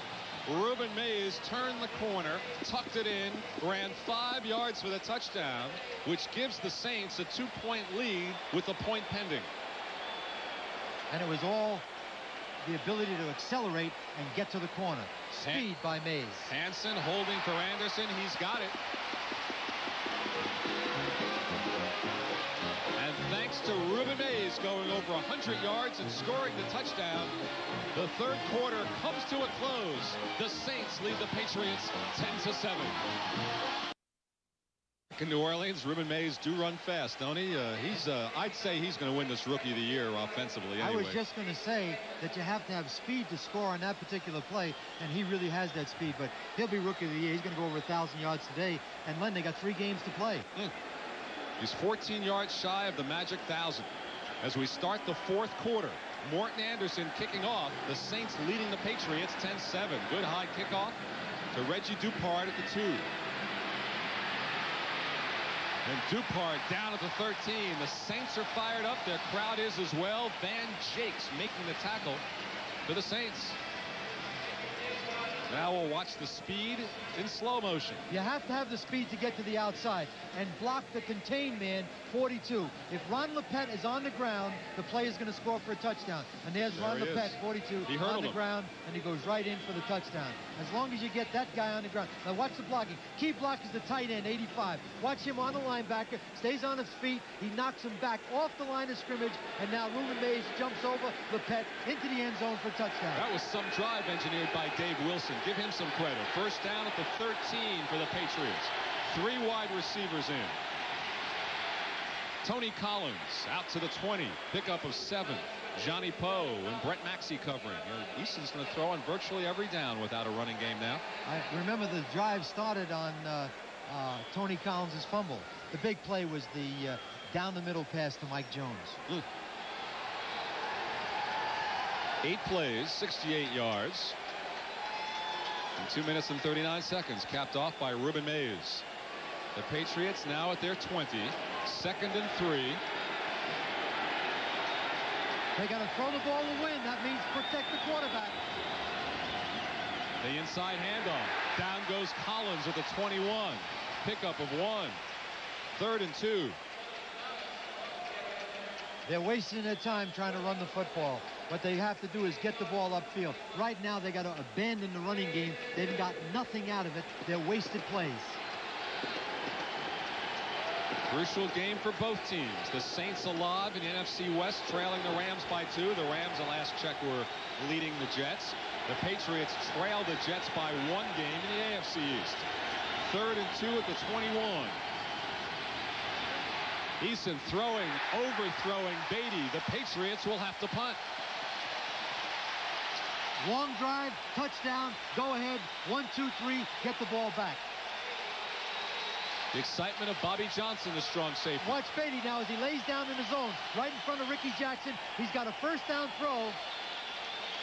That's a first down catch, but Tony Eason is off the mark. Johnson supplied the hit, a bit on the late side, pointed his #1 finger in the air, and Camarillo's on to punt. The Saints have taken control here with 13:32 remaining in the 4th quarter. Eric Martin deep for New Orleans. It was a scoreless first half, a wild 3rd quarter. Boy, what a weapon Camarillo is. Ooh, drives them all, and he muffs it, picks it up at the 26. And Martin loses the football. Right to another New Orleans Saint at the 40. That was a wonderful return if it was planned. Got 10 extra yards by dribbling the ball upfield. And the ball dribbled right upfield into the hands of Dave Waymer. Now he's bobbling the ball. Now what he wants to do is protect the ball. If you're going to go to the outside, get the ball out to your left. Now, he's off balance. Somebody reaches in and knocks the ball loose. And now watch the way that bounces up into the arms of the New Orleans Saints. And they dodge a big, big bullet on that return. 10-yard pickup. We'll be right back. Len Berman with Sam Rutigliano in New Orleans. 13 minutes and 16 seconds remain 4th quarter. First down at the 39 for the Saints. They lead 10-7. Mays and spins away. A lot of missed tackles on the part of the Patriots. You know, without people like Lawrence McGrew and people like Andre Tippett and Steve Nelson, they're missing a lot of tackles. And their defense stays on their feet, and they don't miss tackles in previous games. And Mays up across the 44. Pickup of 6. 2nd and 4 for the Saints, as he is within 8 yards now of 1,000. He'll break it on this drive.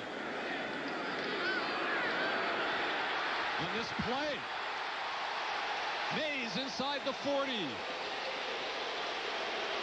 What you're seeing now, Len, is a Patriot defense that's on the ground. There are too many people on the ground. A good defense does not stay on the ground. Now watch Mays as he goes to the outside. He's looking for a hole. Where's the hole? Now there it is right there. And watch him dart and accelerate through that hole and see a lot of white jerseys on the ground. And Ronnie Lepet makes the tackle. Otherwise, he's going to go all the way for touchdown. And what's happening more importantly now, the clock is running. 18-yard pickup. They've just announced to the crowd On that play, Ruben Mays went over 1,000. What a rookie year. 3rd-round draft choice from Washington State. First down for New Orleans at the 37. Here he goes again. And that despite having fumbled twice today. But the story here right now is how the Saints have taken over control of this football game. They're pretty much a one-dimensional offense with Mays, but they're getting it done. Well, they're putting pressure on Eason. That's the key. But I talked to Ruben Mays yesterday, and he said, I get stronger in the 4th quarter. The more you give me the ball, the stronger I get, and the more alert I am as a runner. And with the Patriot injury situation, you would assume the Patriots would get weaker as the game goes on, no? That's exactly what's happening. I said before, there are a lot of white jerseys on the ground. 2nd and 5 for the Saints at the 32. This time it's Buford Jordan. And he fights for a first down, close to the 25. Saints are firing out of there. Ed Reynolds in on the tackle. They should not sit on the ball, Len. What I mean is a touchdown for the Saints right now is key, because if they kick a field goal, then all the Pats have to do is get a touchdown to win the game. Well, they've moved the ball to the 26 of New England. It's another Saints first down. Still 10:55 remaining. A lot of time left, but New Orleans controlling right now. 10-7. They need to make sure they get a good mix. They need to throw the football here also, even though they're running effectively. Pitch back to Mays. Runs into Rembert and staggers ahead for a couple of yards to the 23. Pick up a 3. Chance to check out the 10-minute ticker. The Rams with a 14-point lead over the Jets. That's slightly good news for Patriots fans. Pittsburgh leading the Bears. Washington, close game with St. Louis. Tough games today. Buffalo trying to get that elusive road victory. Haven't won on the road since they won in Kansas City 3 years ago, and they're trying to do it here. And Marv Levy returns as the ex-head coach of the Kansas City Chiefs. And Minnesota big over Tampa Bay. This is a 2nd and 7 at the 23 for New Orleans. Diving catch by John Tice, the tight end. And it's all working for the Saints. Magnificent catch by Tice. And it's being ruled incomplete. I don't think he had control of it. Let's take a look at him. He's looking at Tice all the way. He's going to the outside. Watch Tice's hands. And he looks like he didn't have control of it. And there's the ball. You can see he never had control of it. Fine effort. The ball rolled down towards his knees, hit the turf, and this sets up 3rd and 7 at the Patriot 23. Talk about an important play in a football game. This is it right here. Well, if they have to kick the field goal, the Pats are going to come back. They could lose the game 14-13. They need to pick this one up and get 7 instead of 3. Interesting formation. They have 4 wide receivers in the game. Goodlow goes in motion. The lone setback. Dalton Hilliard short of a first down. So they're setting up the field goal. Yeah. They're setting up the field goal. Obviously so. But as you point out, a field goal here gives them a 6-point lead. Pats have too much going for them offensively, even though they're struggling. They have the ability to score a touchdown, and the Saints could lose the game 14-13. Brian Hansen will spot it for Morton Anderson. This is a 37-yard attempt. He's already hit 1.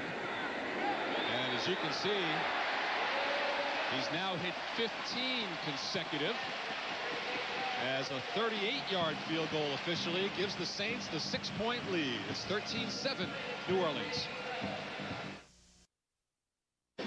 In New Orleans, we still have 9 minutes and 11 seconds remaining. The Saints lead at 13-7, but the Patriots fans are saying they have them right where they want them after what happened the last 2 weeks. Right, they've been there for 2 weeks in a row, and the key is the quarterback. But they must pass protect for him. They can come back and win this game.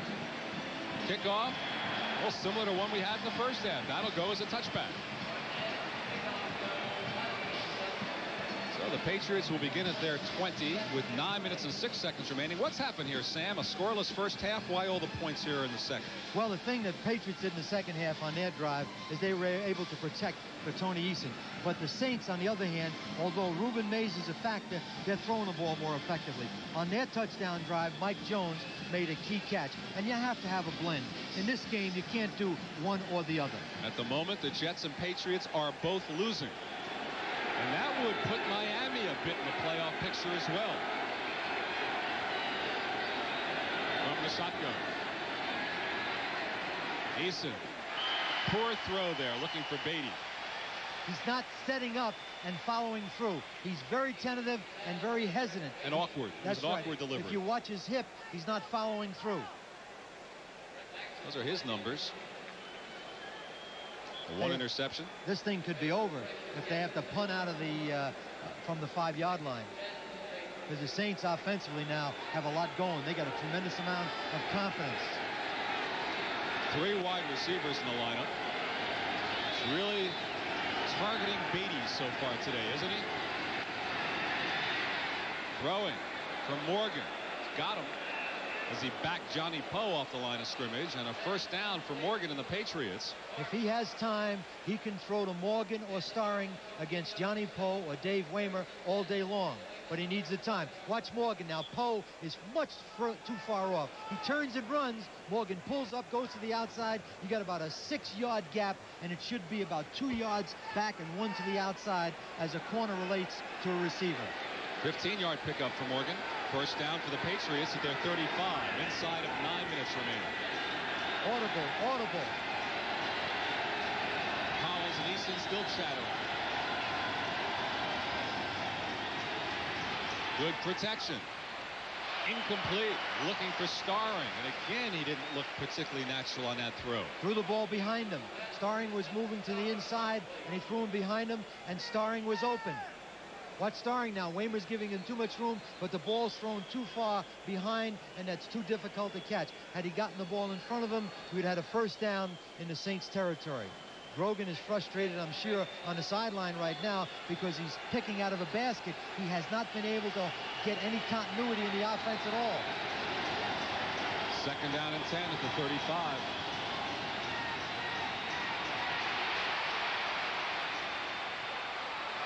And one more time, Derwin Williams can't hang on, and Eason has to get up.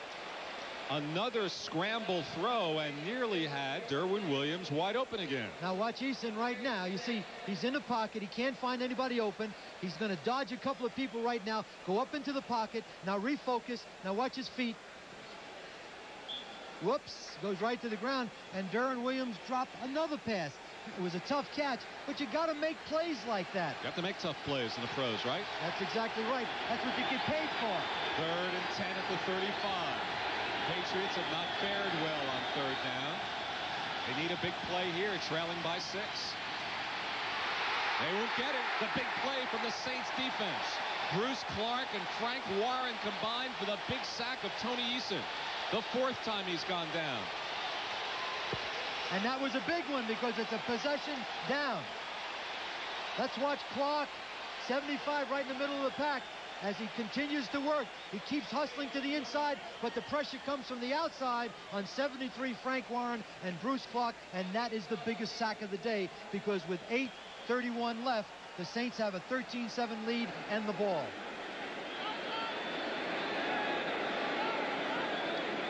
And Camarillo will punt away once again. Johnny Poe is deep for the Saints. 8:14 and counting remaining. Camarillo's been a weapon today. He drives Poe back to the 18. He cuts back the other way. A flag is thrown, and he's finally dragged down at the 37, but perhaps a clip. Jim Bowman finally tracked him down. With the way the Saints are reacting, looks like it's going to be a clip, and it's going to push him back inside the 20-yard line.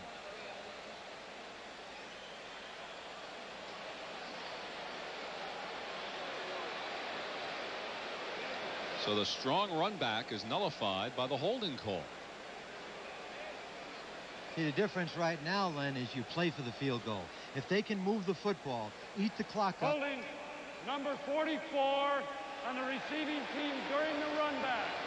From the 23 to the 12 and a half, first down. Let's take a look at it as we see Johnny Poe, and 44 is wrestling. He had him grabbed, he pushed him from the back, and he held him, and it was a good call, and it really hurt because they lost tremendous field position. Drives him back to the 13, half the distance, 7:58 remaining, and we'll take a timeout.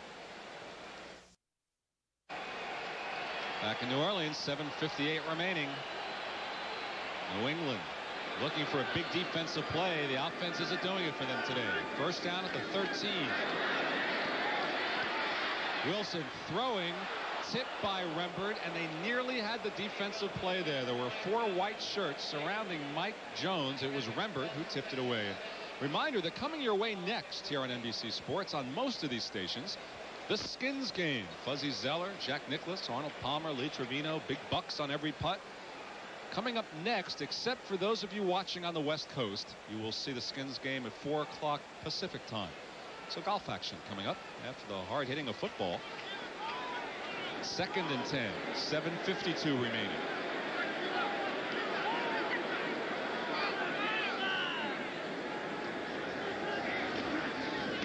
Mays gets the hole and drives close to a first down. What an opening he had. Fred Marion finally tracked him down. And that's exactly what they needed. They needed to knock out a couple of first downs. Now watch Mays now as he's going to the outside. Now he's going to wait to see where the hole is. And he follows his guard right up to the inside. Now watch the way he used that blocker and gets that additional 3 or 4 yards as he went right inside the block of Pat Saindon, who replaced Brad Edelman. Nearly ran up his back. Look at these totals now. Mays starting to collect. First down for the Saints at the 23. 7:10 remaining. Flag down. I think he got a Patriot right end offside. Mays went for a couple of yards on the play. Offside, New England. Garen Varus right at the top of your screen. You can see he jumped offside. Now the Saints have a first and 5 to go. Number 60, defense, still first down. So it'll be 1st and 5 at the 28. What the Saints would like to do right now, Lenny, is knock out first downs. Don't worry about the touchdown. Kick a field goal with 3 or 4 minutes left to go, and they'll bury the Patriots' hope of winning this game. You see New Orleans trailing the Rams by 2. The Rams are winning this afternoon. San Francisco goes tomorrow night with the Giants. New Orleans very much alive in the race. And a big win for him today. Jones in motion. Mays heads to the outside. Goes flying, but shy of a first down. Buford Jordan was his blocker. Ronnie Lepet helped make the stop. You're going to have a 3rd down and about 1.5 yards, and number 36 is going to carry the football. And for them, this 3rd down is the biggest play of this half with less than 7 minutes to go. 2nd down and 2. Excuse me. It's even better for them. I'm sorry. I forgot about the offside. 2nd down and 2. They got 2 shots to make 2 yards. And the clock is the biggest factor working against the New England Patriots. Now down to 6 minutes remaining. 2nd and 2 here for the Saints. The 31. Mays puts his head down. A stop short of a first down. It'll set up 3rd. And maybe 1. Johnny Rembert, the middle linebacker for the first time, 52. He's got a fill, and there he goes right there. He makes the fill with 2nd down and 2 yards. It's now 3rd down and less than 1 yard. And guess who's going to get the football? Big play, Lenny. Big play. It'll mean maintain possession and continue to eat that clock up and take away the opportunities of the Patriots to win this football game. Wayne Wilson has checked into the lineup. Former Saint who's come back after being released by Minnesota. Crowd favorite. He's the one going in motion, making the U-turn. Mays. Well, we're going to have an awfully big measurement right here. It's all in the way they spot it because they can't gamble for it. Garen Varus making the tackle. Clock is stopped with 5 minutes and 9 seconds to go. And where they place this football will have an awfully big bearing on this game. Now, how could an official from both sides scientifically put that ball down where it should be? And this could be the football game. A lot of people wonder. They put it where the knee is. They put it where the ball was under his arm. I mean, what is the... They're going to call for a measurement, but it's going to be tight. And I don't think there's any way in the world Jim Mora can gamble at this point. He's going to have to punt the football if he doesn't make it. And just think, somewhere with a couple of minutes to go, it'll be a matter of inches possibly if the Pats were to come back and win 14-13. First down, New Orleans. Let's watch Mays now. He doesn't want to get fancy. He just wants to follow the lead block, get in the hole, get your shoulders square, and get the first down. That's all that matters. And he falls forward, and he didn't pick it up by much, but he got it. And that's all that matters. An important first down for the Saints to keep the drive alive. Clock continues to run now inside of 5 minutes. First down for the Saints at their 33.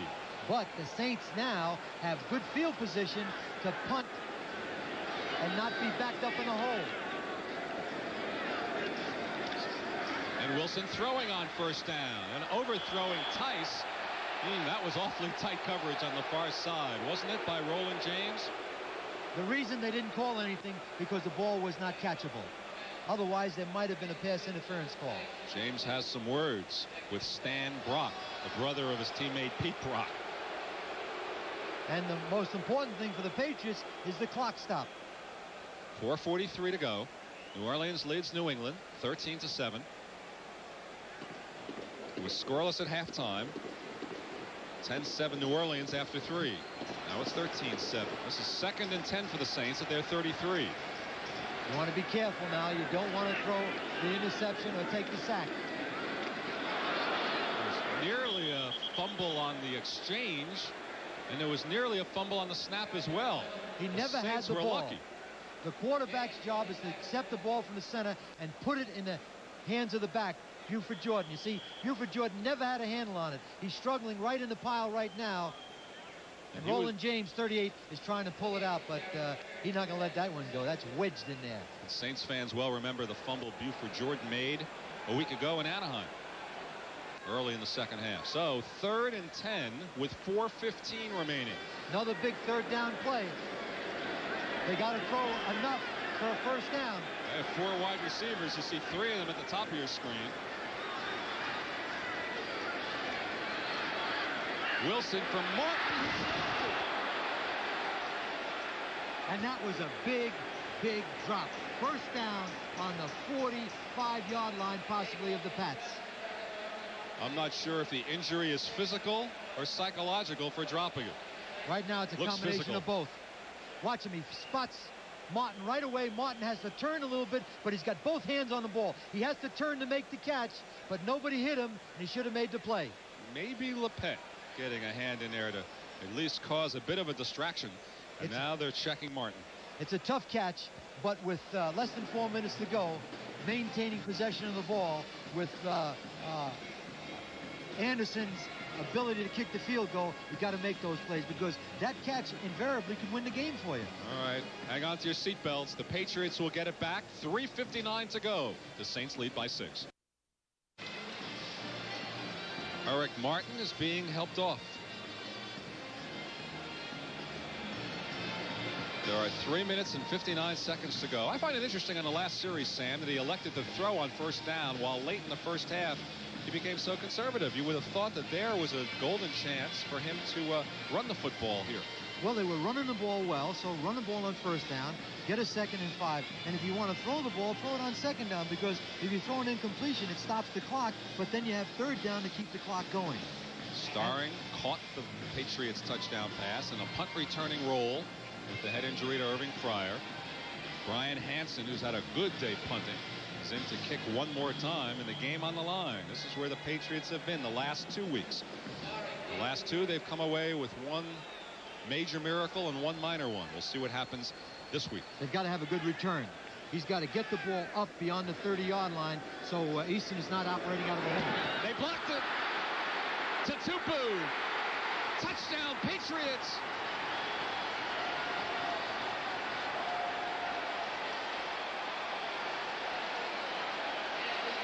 And I believe it was the newcomer, Eugene Profit, who blocked it, Sam. The rookie free agent from Yale, I believe, blocked the punt. The block rush was on, and Tutupu caught it and ran it in. Let's watch the kicker now. Brian Hansen. Let's see if it's a good snap. The first thing he's got to do is feel the ball. Feel the ball. Now start to take your steps. It was a little high, but now watch him lay out. Yes, sir. He laid out 22. Eugene Profit, and what a pickup that was. And Tutupu feels it like a shortstop, takes it into the end zone. Somehow, some way, the Patriots find a way to win the football game. Well, still 3:51 to go. Not over yet. Eason will hold for Tony Franklin. And what a profitable move picking up Eugene Profit was.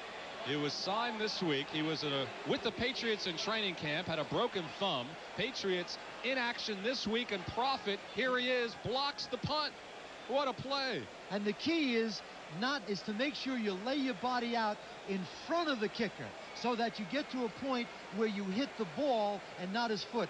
Most people that come in and try to block a kick get too close to the kicker, and Profit did it beautifully. He just laid out and blocked it, and Tutupu picked it up and ran it in. Well, they had no one back to block on the return for Starring.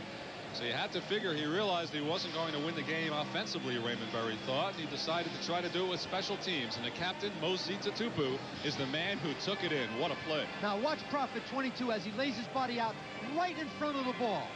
And I'll tell you something, Len, if you've never done that before, it takes a lot of courage. No, I've never done that before. That's why I'm up here with you.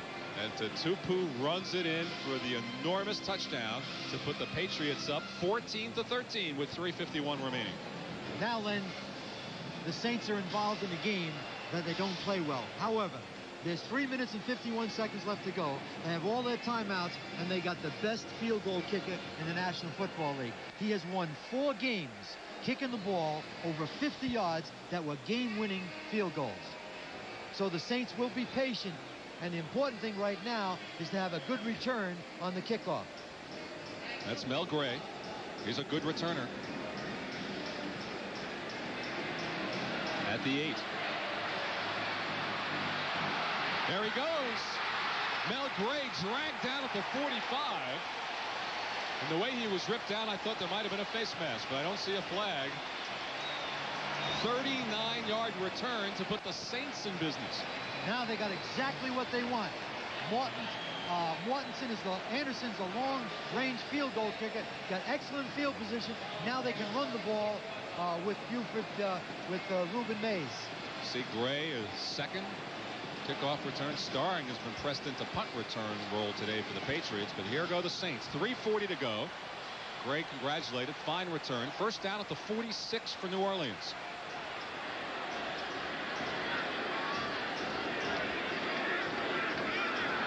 Here's the rush. And the Patriots have it. No whistle. It's a fumble recovery for the Patriots. They have it again on the turnover. Ed Reynolds. Nobody picked him up when he came clean. Now the Patriots have made 2 big plays. Watch Ed Reynolds from the backside. See, Wilson cannot see him. Wilson's focusing to the right, and there's the hit right there. Now Blackman, number 55, catches it in the air. First down on the Saints' 30-yard line with 3:33 to go. Wow, did things turn around in a hurry. The 4th fumble recovery for the Patriots today. And Blackman has 2 of them. It went straight up in the air, and Blackman caught the pass. Now the clock, and let Franklin kick a field goal, and then the Saints have to score a touchdown to win the game. The 4th fumble recovery for the Patriots. Isn't that something? First down at the 31. Collins looked like he wanted to throw the ball for a moment, didn't he? They don't care right now. What he was doing is he didn't want to go wide because he doesn't want to run out of bounds. And what the Saints need to do right now is utilize their 3 timeouts and a 2-minute warning, because the Pats right now are not going to throw the ball upfield and take a chance of a sack or an interception, because Franklin again is a great field goal kicker, and he can put them 4 points up. On consecutive plays with a kickoff in between, Eugene Profit blocked the kick. Tutupu ran it in for the touchdown. Ed Reynolds forced the 4th fumble a day. Blackman picked it off. 2:50 remaining. Second down and 14 at the 35. Here goes Collins, and he's dragged down for another loss. Frank Warren making the tackle. Key, they took him out of field goal range because they're not going to want to kick a field goal and give up that kind of field position. They just lost 10 yards on the 2 plays, and this sets up 3rd and 20. Timeout, timeout, timeout. That's it. Call a timeout. The Saints take it. They still have 2 remaining. The Patriots have all 3. New England leads at 14-13, and what a strange game this has turned out to be with 2:27 remaining. Well, the strategy right now is obviously to get enough so that they can get Franklin to kick a field goal. They're not going to be able to pick up all the yards because they have approximately 16 yards or 17 yards to go for a first down. So right now, maybe try to get half of it and get Franklin to kick that field goal, because that puts the Saints down by 4, and then the Saints now, after the kickoff, would have to drive for a touchdown as opposed to a field goal. And the 2 big plays by the Saints had a lot to do with the strategy right now. There's the group right now. You can see Grogan right in the middle, and there's Jim Moore on the sideline. What he's saying right now is, should we defend or should we rush? And I think what they're going to do is defend and let them complete a 10-yard pass. The thing they can ill afford right now is to give up a big play on the part of the Saints defense. And there's Grogan right now with all that experience talking to Tony Eason. He's the eyes and ears of Tony Eason. He's talking to Grogan right now, telling him what he wants to do. And I'm sure he's going to hit a short receiver to try to kick the field goal. He can't afford to take a sack, Len. We have 2:27 to go. This is a 3rd and 20 at the 41. And keep in mind, Tony Franklin told us earlier, he finds the air in here kind of stagnant. He does not like kicking here as well. Feels the ball doesn't carry. The worst thing that can happen is to punt the ball inside the 20 and let the Saints drive for the field goal. Here they come. Tony Collins, and fights ahead to the 32. Ricky Jackson making the tackle. And there's the strategy. Here comes Franklin. So this would set up about a 49-yard return. And New Orleans takes another timeout. See, I don't know if that was an ill-advised timeout, although they have the 2-minute warning. They could have just let it go down to the 2-minute warning. You can see Franklin's consecutive field goals there. It's the longest of his career, the 14 consecutive. It's a team record as well. He leads the league in points with 122. But the ball right now is spotted to the 32. Figure a 7-yard snap to the 39, and 10 more yards to the end zone would be a 49-yard attempt, which would equal his long field goal of 1986. And what a time to try to keep a consecutive field goal streak going. And is this a psychological timeout a bit? You see Franklin. No, the thing that Saints did right there is to make sure that that clock didn't run any further than 2:14, because now they have 1 timeout left and they have the 2-minute warning. And it's key right now, because if he misses this field goal, the Saints are going to have the ball on a 32-yard line. And all they have to do now is move towards a long field goal for Anderson to kick to win the game, as opposed to trying to drive the ball back and score a touchdown, which would be a lot more difficult for them. So Franklin, who's kicked a couple over 60 in college using a tee, does not like the way the ball carries here, and now will attempt a 49-yarder to try to give the Patriots a 4-point lead and force the Saints to have to go for a touchdown. What they want to do right now, he's got his favorite snapper, Guy Morris, who snapped for him with the Philadelphia Eagles, and he's talking to Guy Morris right now. The ball's got to be snapped well, put down, and then watch Tony's left foot go right alongside the ball and get the good follow through. He's got to hit the sweet spot of the ball. Eason with the hold. It is no good. The consecutive field goal streak is snapped at 14, but most important, the Saints get it back with 2:10 to go in good position. And now you're going to see Anderson get the same opportunity to win the game. And remember, he's done it 4 times with kicks over 50 yards to win games.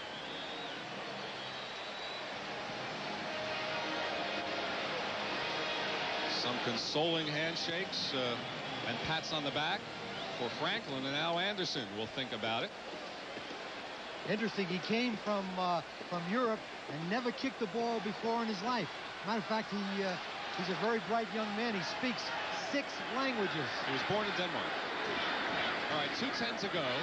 Wilson to throw. Wilson nearly lost it again and gathered it back in before it was a fumble. See, that's the worst thing. Varus covered. The worst thing that could have happened, because in the last 2 possessions, the Saints pass rush has come alive. And there's Varus beating Kantz to the inside. He just keeps coming, keeps coming, keeps coming. And he just bull rushed Bill Kantz.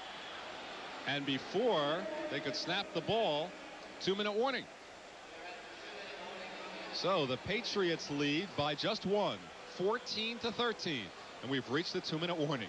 We'll be back to conclude matters from New Orleans in a minute.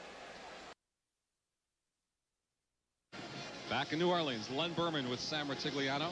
The Patriots on the strength of a block punt, a Mosi Tutupu reception of that block, and carried into the end zone for the touchdown. On the strength of that, the Patriots lead the Saints by 1. 2 minutes to go. New Orleans here has a 2nd down and 17 at their 25. Len, they've got to get a first down. They've got to pick up a first down, because they don't get a first down, it's Katie bar the door. So they're going to have to take a chance to throw the ball upfield. In this situation here, try to get half of it. Come up with a 3rd down and 7 or less, because you got 2 downs. You have to go for it on 4th down. Patriots had a chance to nail this game and had 2 negative plays after the recovered fumble. Franklin has his field goal streak snapped. Misses the 49-yarder, and here we go. Saints looking to pull one out of the fire. Goodlow in motion.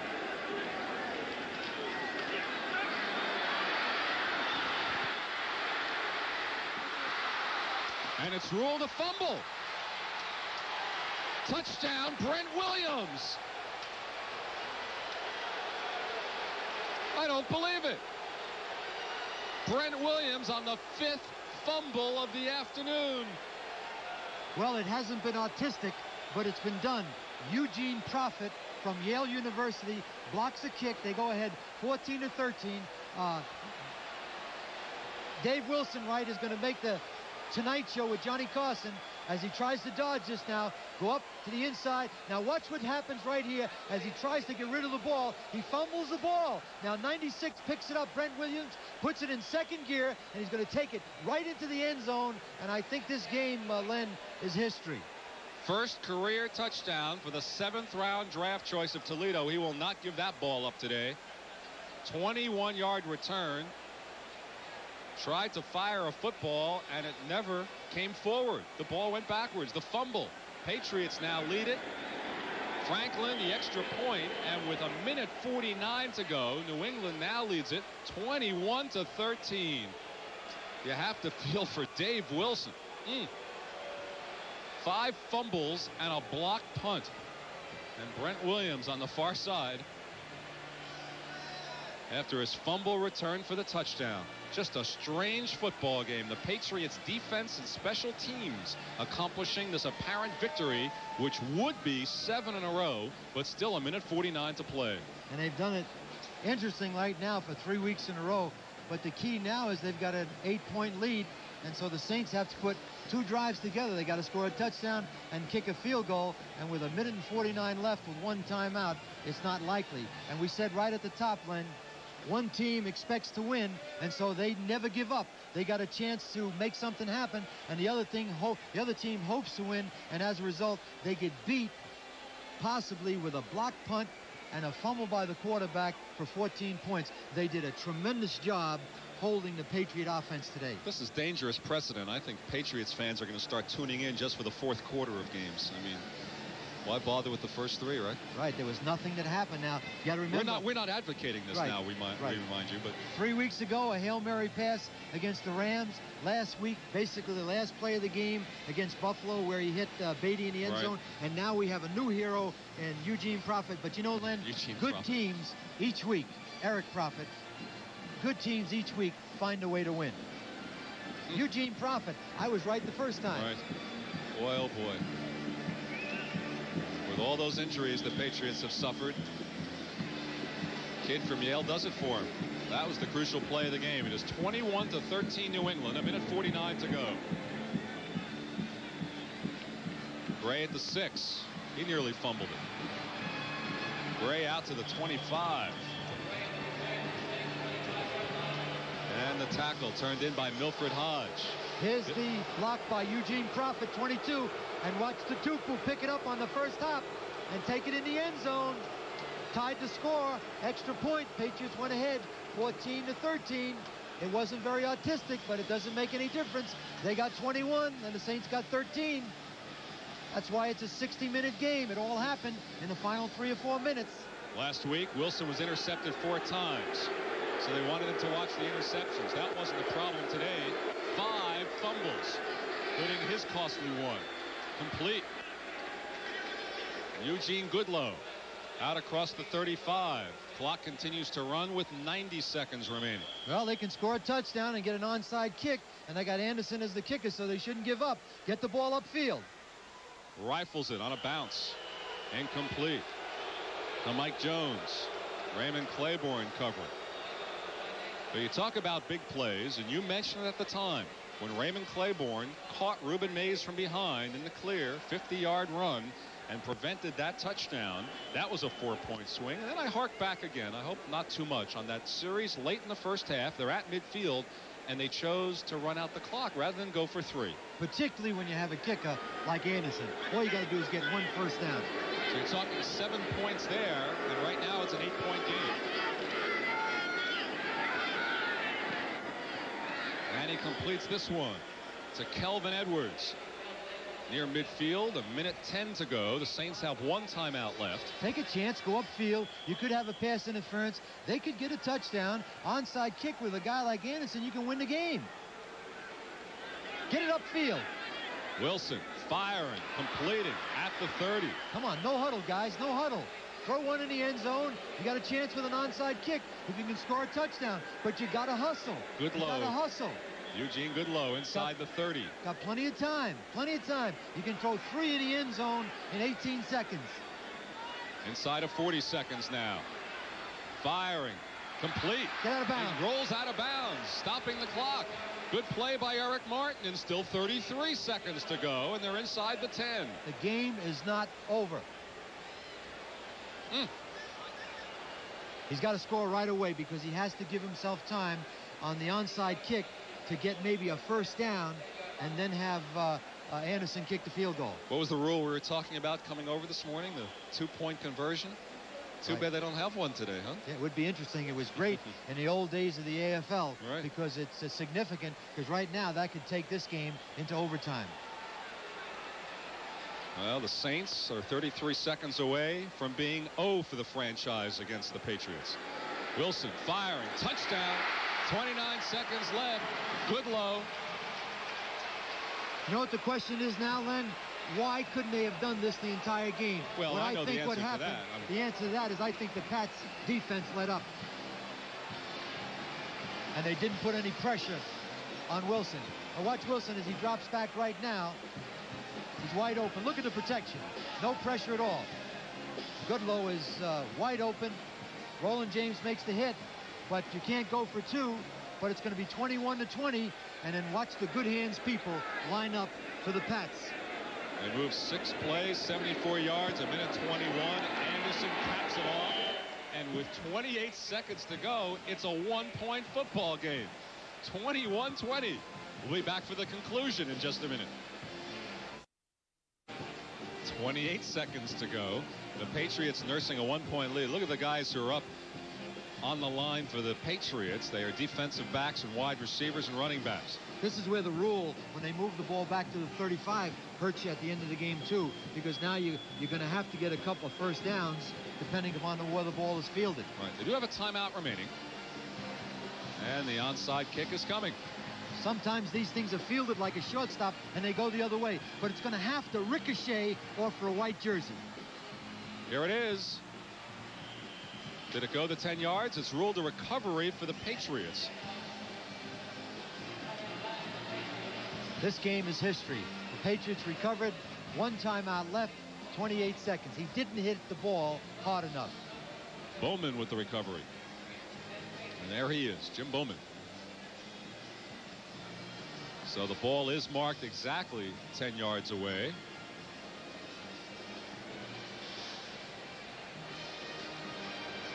Actually, it's marked just a bit across the 45. I'm not sure it went a full 10 yards, but maybe that's nitpicking. 27 seconds to go. Nicest part of the game.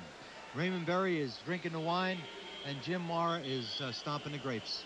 That's And the difference. The Saints take the last time out here with 25 seconds to go. Well, who do you like for the MVP, Sam? Well, I would have to pick Eugene Profit because he turned the game around. Good choice. He blocked the punt. They went ahead 14-13. So the Budweiser MVP today, rookie free agent from Yale, Eugene Profit. The MVP is sponsored by Budweiser. Eugene Profit of the Patriots is the winner, and Budweiser will make a contribution to the United Way on behalf of all the MVPs selected around the NFL this afternoon. Certainly was a big play, and the Saints fans can only scratch their heads over the fact that it was a blocked punt and a fumble, empty pass from Wilson. Ball just fell out of his hands. It's a blooper, and it's funny to everybody but a Saints fan. You know, it's interesting. The one touchdown the Pats made was on that offside, where it looks like Johnny Poe was relaxed, and Starring scored a touchdown. Then they block a punt, and then they score on a fumble. So really, they really didn't do very much against the Saints defense. They played extremely well today. Jim Mora's plan fit beautifully. Right. They Saints self-destructed. Last week, the 4 interceptions. Today, 5 fumbles. And this will be the last time we will have this exercise this afternoon. And there's the Budweiser MVP. Not sipping a Bud yet, but Eugene Profit. How good that kid must feel with the big block punt, which turned the game around, as the Patriots have now won 7 straight games. And if the Jets should lose, and they were losing, they would be tied for first place, and the Patriots would have the edge with the tiebreaker. So Raymond Berry and Jim Mora, the game turning on a block punt, a fumble recovery for a touchdown, and the Patriots have made it 7 in a row, 3 straight in the last few minutes. For Sam Rutigliano, I'm Len Berman. Our final score, New England 21, New Orleans 20.